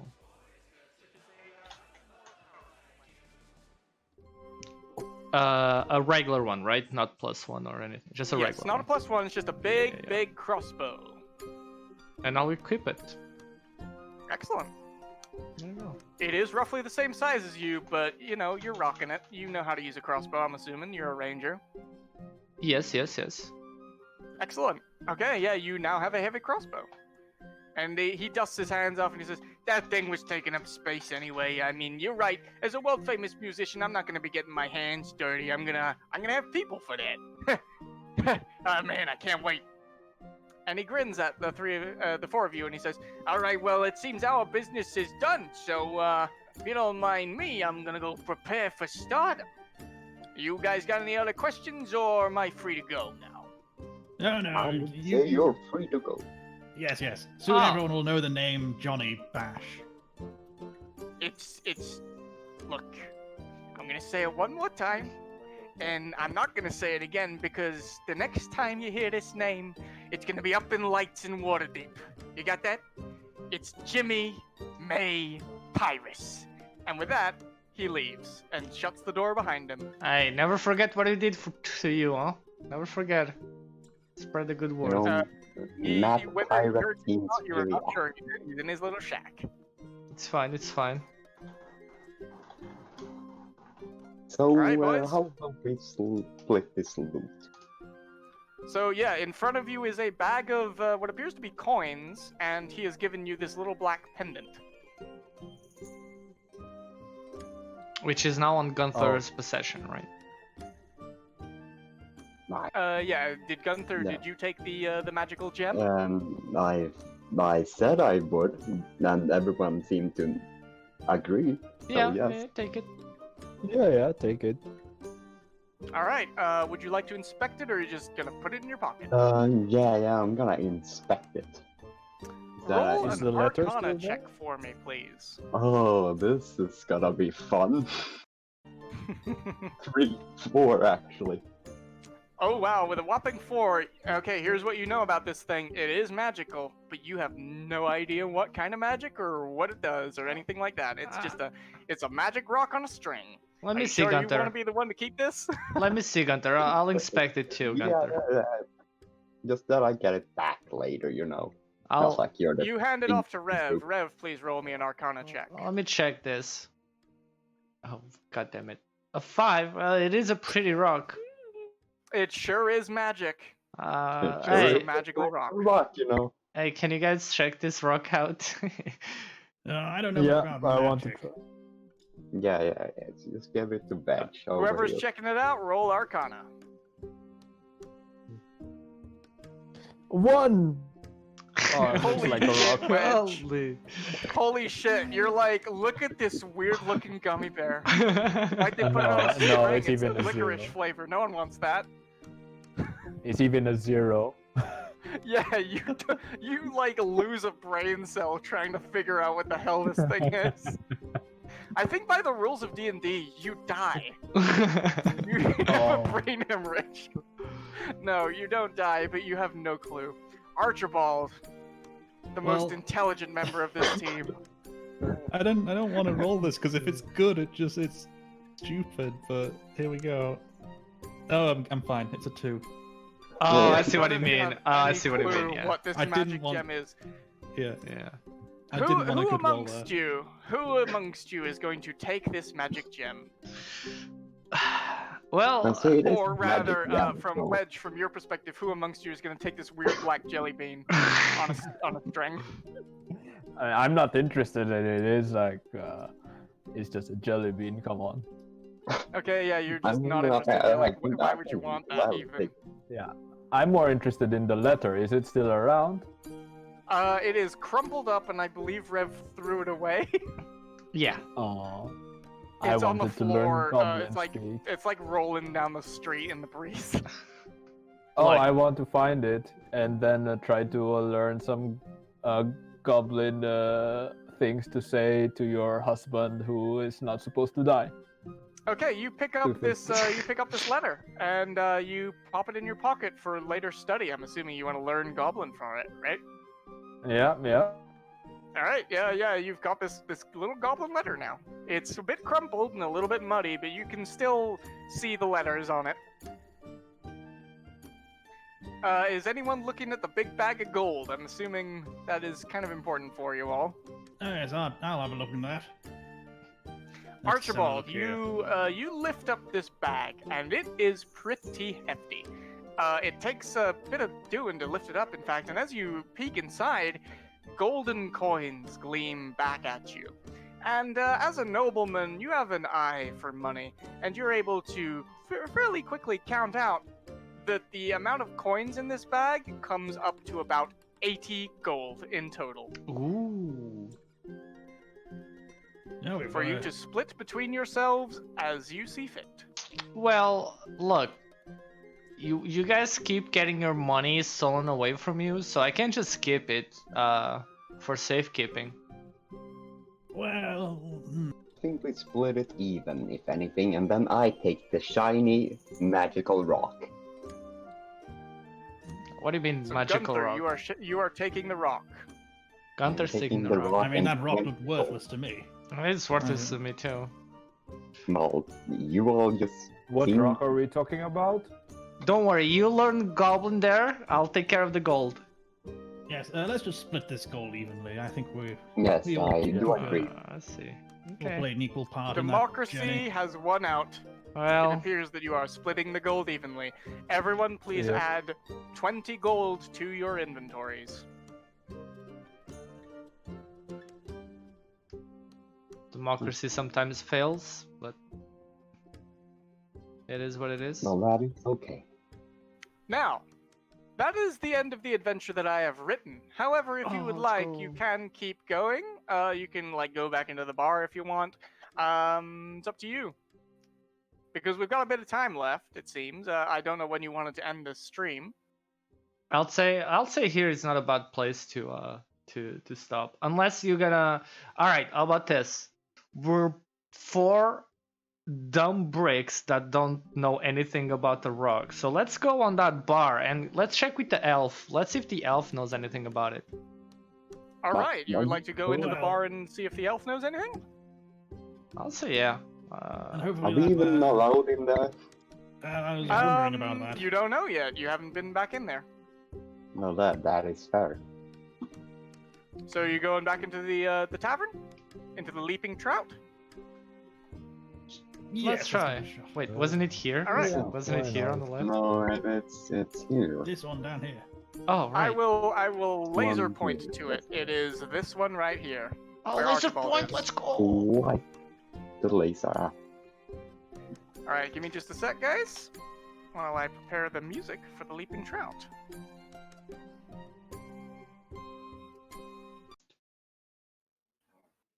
Now, the Leaping Trout has changed since the last time you were in here. Hold on, let me reposition everyone real quick. You're all at the entrance here.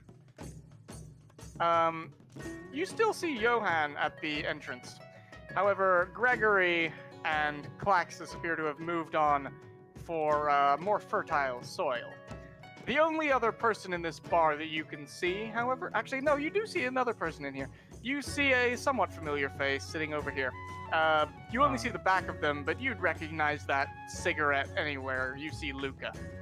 And you see that weird crow man sitting in the same place he was sitting at before. He appears to be shuffling a deck of cards.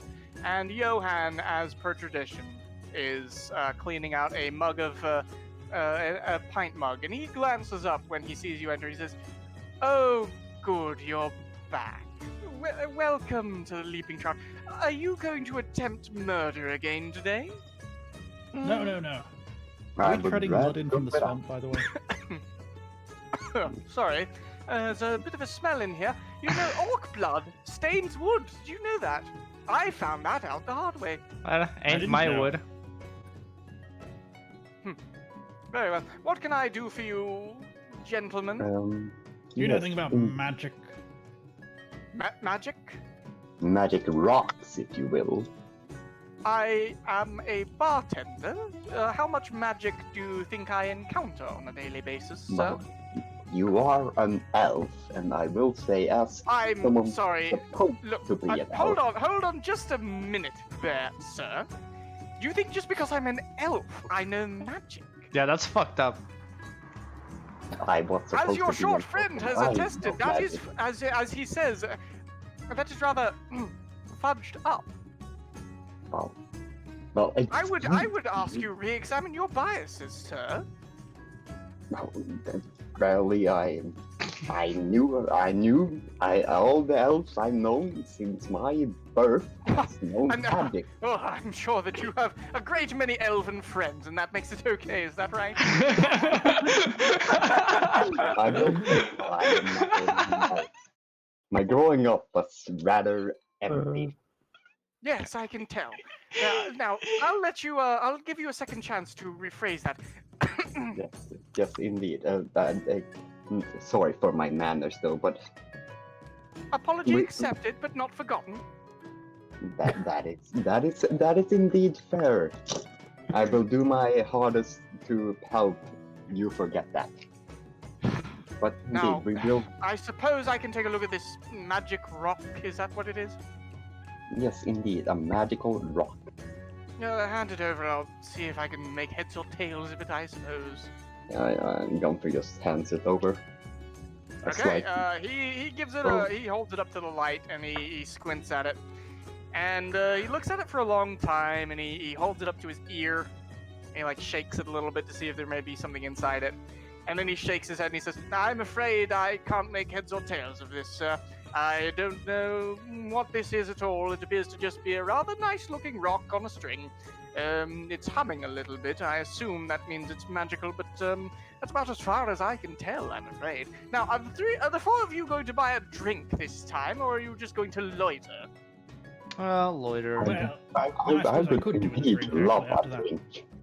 yes. One let's at a get- time, please. Who is Sorry. buying a drink, and please do it? I want to buy a drink. Everyone besides short one is buying one. Very well. What would you like? We've got ale, we've got spirits, wine. It's up to you. Just an ale for me, please. That'll be 5 silvers. All right, here you go. You hand over 5 silvers to Johan, who pours you a nice big frothy glass of ale and slides it across the bar to you. And the two of you, Yes, I would I like. want a pina colada oats. Pina colada, please. what? A Pinot Pina colada. Colada. Is Well, this some yeah. sort of he kind of gestures at it as some sort of human delicacy? Yes, I'm not think I've familiar. heard of it. I I have heard a lot of of it spirits from- back here. Is this some sort of Okay. cocktail? If you could describe it to me, I could certainly make it. I'm sure. It's rum and a very important fruit, which is a pineapple. Rum and very important fruit. I've got some rum and oranges. Would you like that? Yeah, fair. Alright, Very well. while you guys have this drink, Gunther, I'll take the stone from you. Yeah, just give it back when you Uh, can. Yeah, and if this literally like crow with a hood doesn't know anything about magic, then I don't know what to do. But I'm just gonna ask him. Well, maybe you need to check a bit of your inception as well. So you hand over the rock to Rev, who makes his way over to the bar, and as you watch as Johan prepares for you what he thinks a pina colada is, which is just orange juice and rum. It's not a bad combo, but I don't know if that's a pina colada or not. He looks up at you, Wedge, and says, "And for you, Mr. Holyman, would you like a drink?" No, that was me. Yes, it is me you're missing. I would like your finest wine, please. Ah, I see. Mr. Holyman, this Pinot Colada will cost you, let's say, 8 silver, since I'm using the good top shelf rum here. Ah, thank you. That's very thoughtful. I only have gold. How does that work? I'll break it for you. He takes the gold and he hands you 2 silver. 2 silver. Oh, terribly sorry. All right. And he hands you another silver.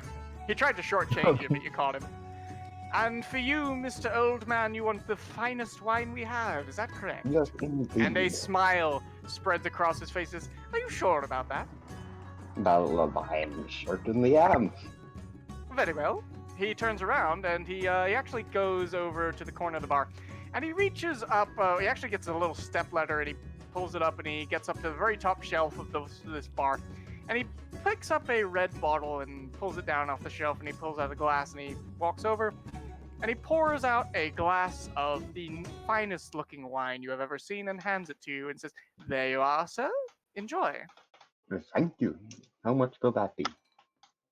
Oh, well, for our finest vintage, this is a 1362 vintage. That will cost you 3 gold pieces. Oh, jeez. You did Well, ask for the finest we have, I and this is did a ask. respectable establishment. Yes, I will indeed give it to you. There you go. Now Thank I you. expect the best. Yeah, take a drink of this stuff.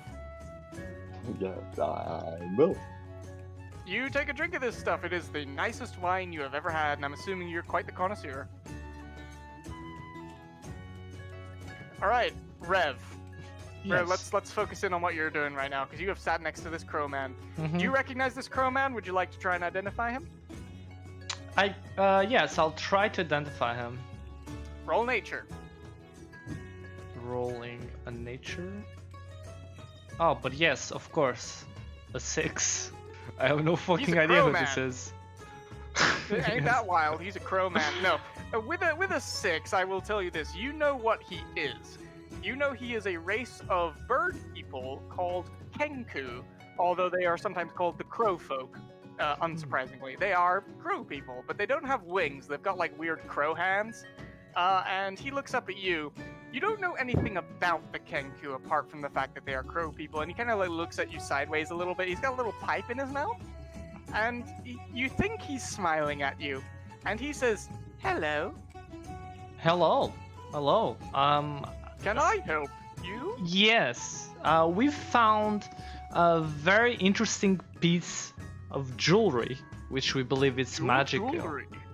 And You we have jewelry. yes, and we wanted to see if anyone knows what this is, what this could Please be. hand over the jewelry.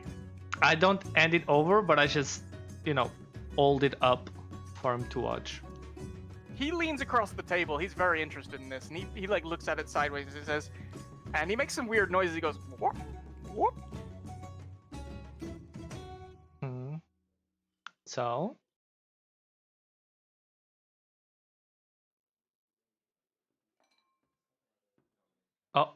oh no, the sinner got deceived. Shit, am I still here? Oh, Can you hear there me? you go. There you go. Yeah. It says that Okay, GM left, so I was like, I got to see it. Oh yeah, it just said I disconnected there for a sec. I'm back. Can you guys hear me still? Yep. What was the last thing I said? The What? crow went whoop whoop, and that's it. Oh, okay, yeah. Okay, you guys. He makes some weird noises. He makes some weird bird noises at you. But then after identifying seemingly this stone, he leans back in his chair and he makes a weird noise at you. He seems to be laughing, but it doesn't sound like normal laughter. It sounds like a lot of people laughing at once all around you, almost as if he is like someone played a recording of a bar full of people laughing. Like a laugh track from a sitcom. It's really fucking weird. And he looks at you and he says, "That right there is magical." Yes, that much we know. Can you tell us something else about this? Anything else? That right there is quite powerful, magical. Oh. That right there is necromancy. Oh, His voice keeps changing. interesting. He cocks his head at you and he says, "I have question for you.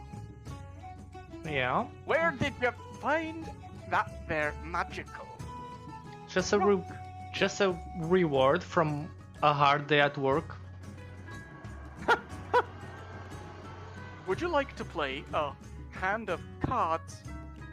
Oh, I'd love to. Excellent, excellent. He starts to deal out cards and he says, "What is your wager?" A good old stack of 5 gold. Never hurt nobody. Okay, stack of 5 gold. He looks at that and he grins and he places down an equal bet. You are proficient in cards, yes? Yes. All right, here's how we're going to do this. We're going to roll an intelligence contest. However, you are going to add your sleight of hand modifier to your roll. So basically, make a sleight of hand roll, but it is a. Actually, no. Here's how it's going to do. You're going to roll intelligence plus your proficiency modifier. That's how it's going to work. I'm gonna roll on the saving throws. No. The way it works is you see how you can like roll intelligence up the top Yes, there. You click yeah. on the plus number. Yeah. You roll that and you add 2 to it. So a 13. A 13. All right, he's going to contest that. Good news. You win this hand of cards. And he pushes the gold towards you. And he says, "Very good, very good. Excellent card game there, laddie." And he grins at you. And he says, "Would you like to play another card game there, laddie?" So I just add 5 Only gold to me, this right? time. Huh? I add 5 gold, right? I got 5 from him. Yes, you Okay. have. You add 5 gold to your inventory. Yeah, thinking. Okay. And he says, "This time, how about we barter for information?" Oh. Alright. Sounds fair to me. You tell me the truth. Where did you find that magical item there, laddie? In exchange, I tell you what it does. Sounds fair. Sounds like a game. He deals out a new hand of cards. Roll intelligence and add your modifier to it. Oh shit. Like a 50. Easy 50. Oh yeah, sure. Yeah, that's a. Yeah. Sorry, pal. That's a 6 in total. And bad news, buddy. You lose this round of cards. He grins at you and he collects up all the cards and he says, "Now you will tell me where you found that there, laddie." I was telling the truth. I found it by a reward from a quest. It was given to You me. didn't say that last time. I didn't say Who all of it. gave you that quest? A goblin named Tom. Tom. He's gonna roll insight on you right now. I want you to make a deception check, please. Because the goblin's name wasn't Tom, and you damn well know it. Alright. Sounds like a Tom to me, though. Deception, right? Deception. Oh, 17, easy. He stands up and he says, "Please, describe Tom." Just like every other goblin around. Small, smells like shit, talks like shit. And that's it. It's just always I'm going sleeping. to try to stop. I'm going to You try to stop hear Rem the from sound of sitcom laughter again as he shakes his head Yeah. and looks at you and he says, "Well, it was good knowing you, Mr. Racist." Fair. Yeah. I do I think want to that And he say starts something. to walk away and he gives you a nod, Rev, and he says, "That was a good game, sir." Great game. I nod back at He's him. walking We past your respect table. good games. I'll try to persuade him to tell us what the jelly bean signifies. Okay,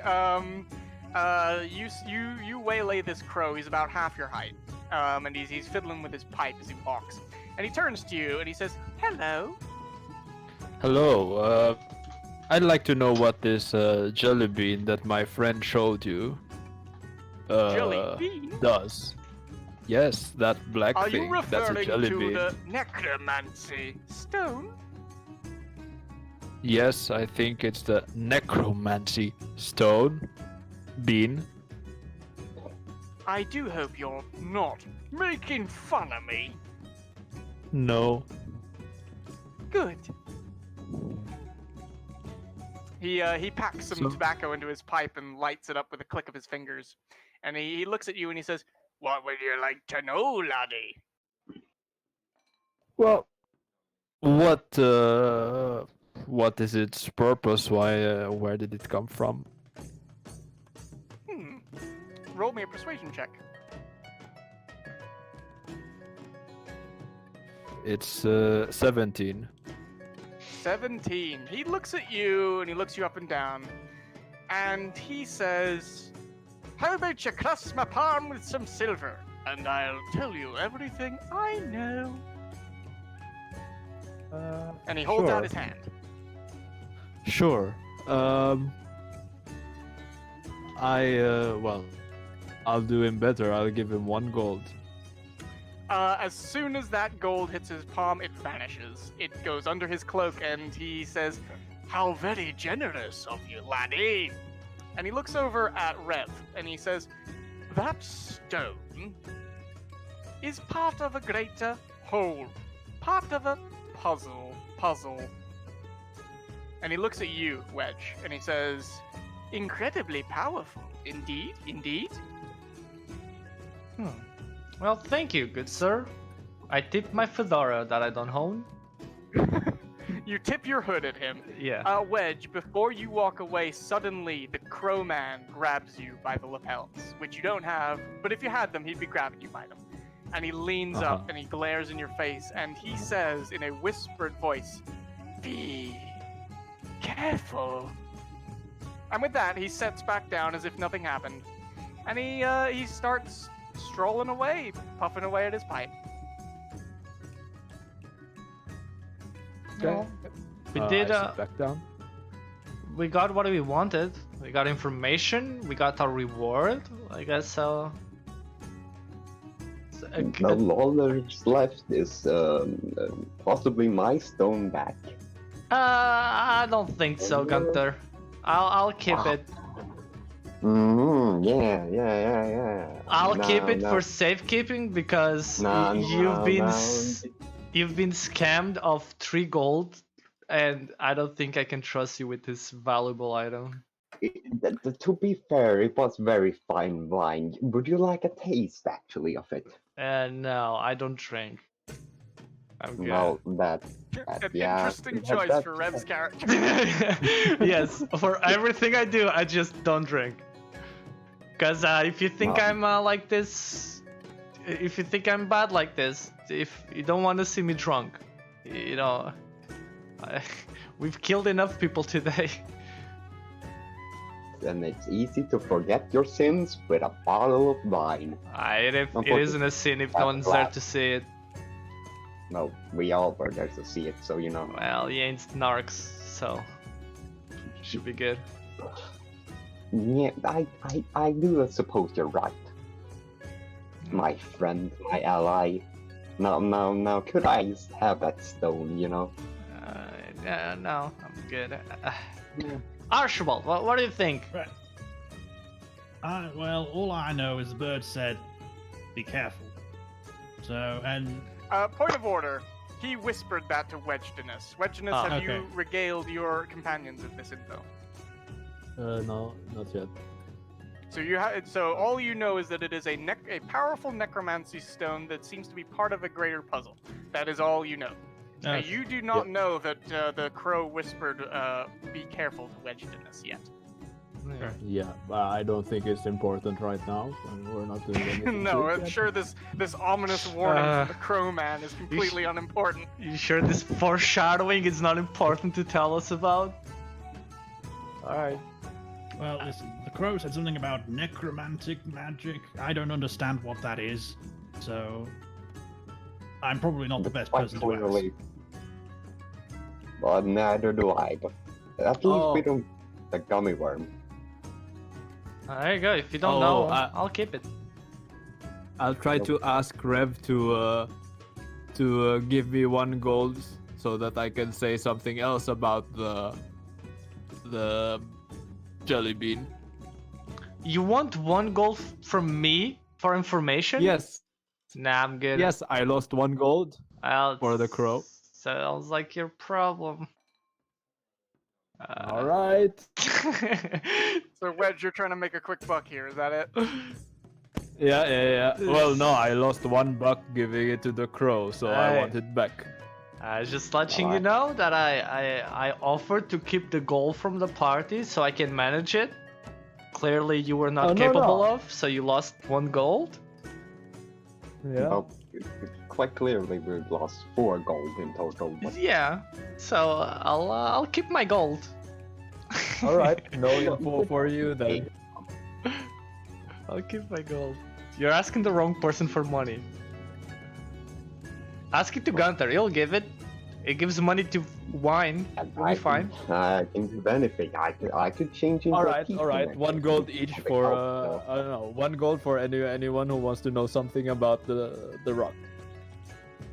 He's trying to scam us. I don't know. He's quite clearly trying to scam it. Yes, what do you possibly know about the rock? It doesn't seem like they're very convinced, Wedge.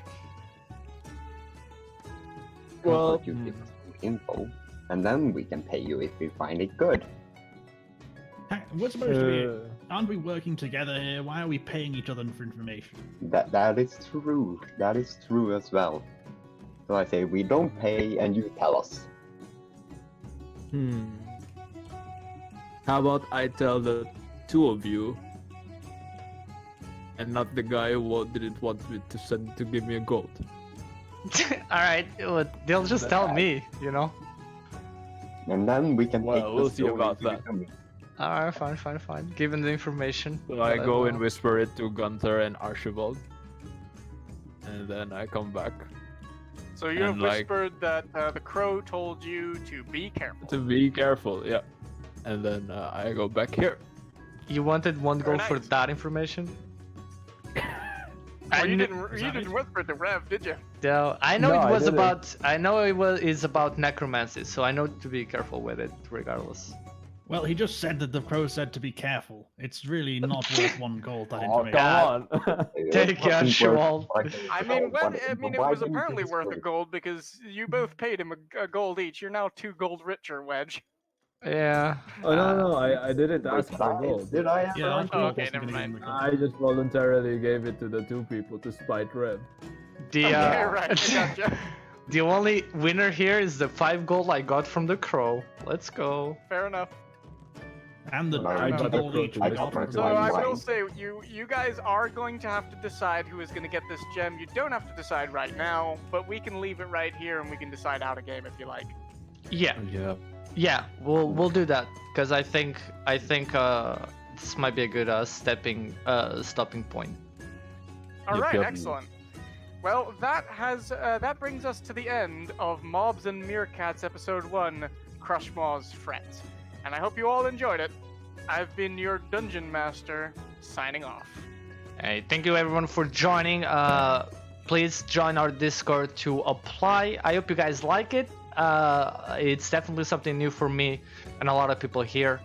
A lot of people working on art on here. If you guys like the maps and the visuals, it was mainly Sinner. So shout out to Sinner. It's a lot of fucking fun.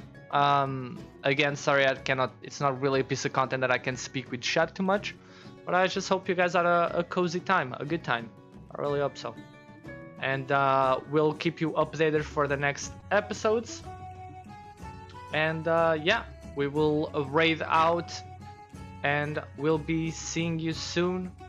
Please stay safe, and any kind of feedback you have, please let us know. This is a lot of fun to do. Thank you everyone. Stay for the raid, and I'll see you on our next D&D adventure.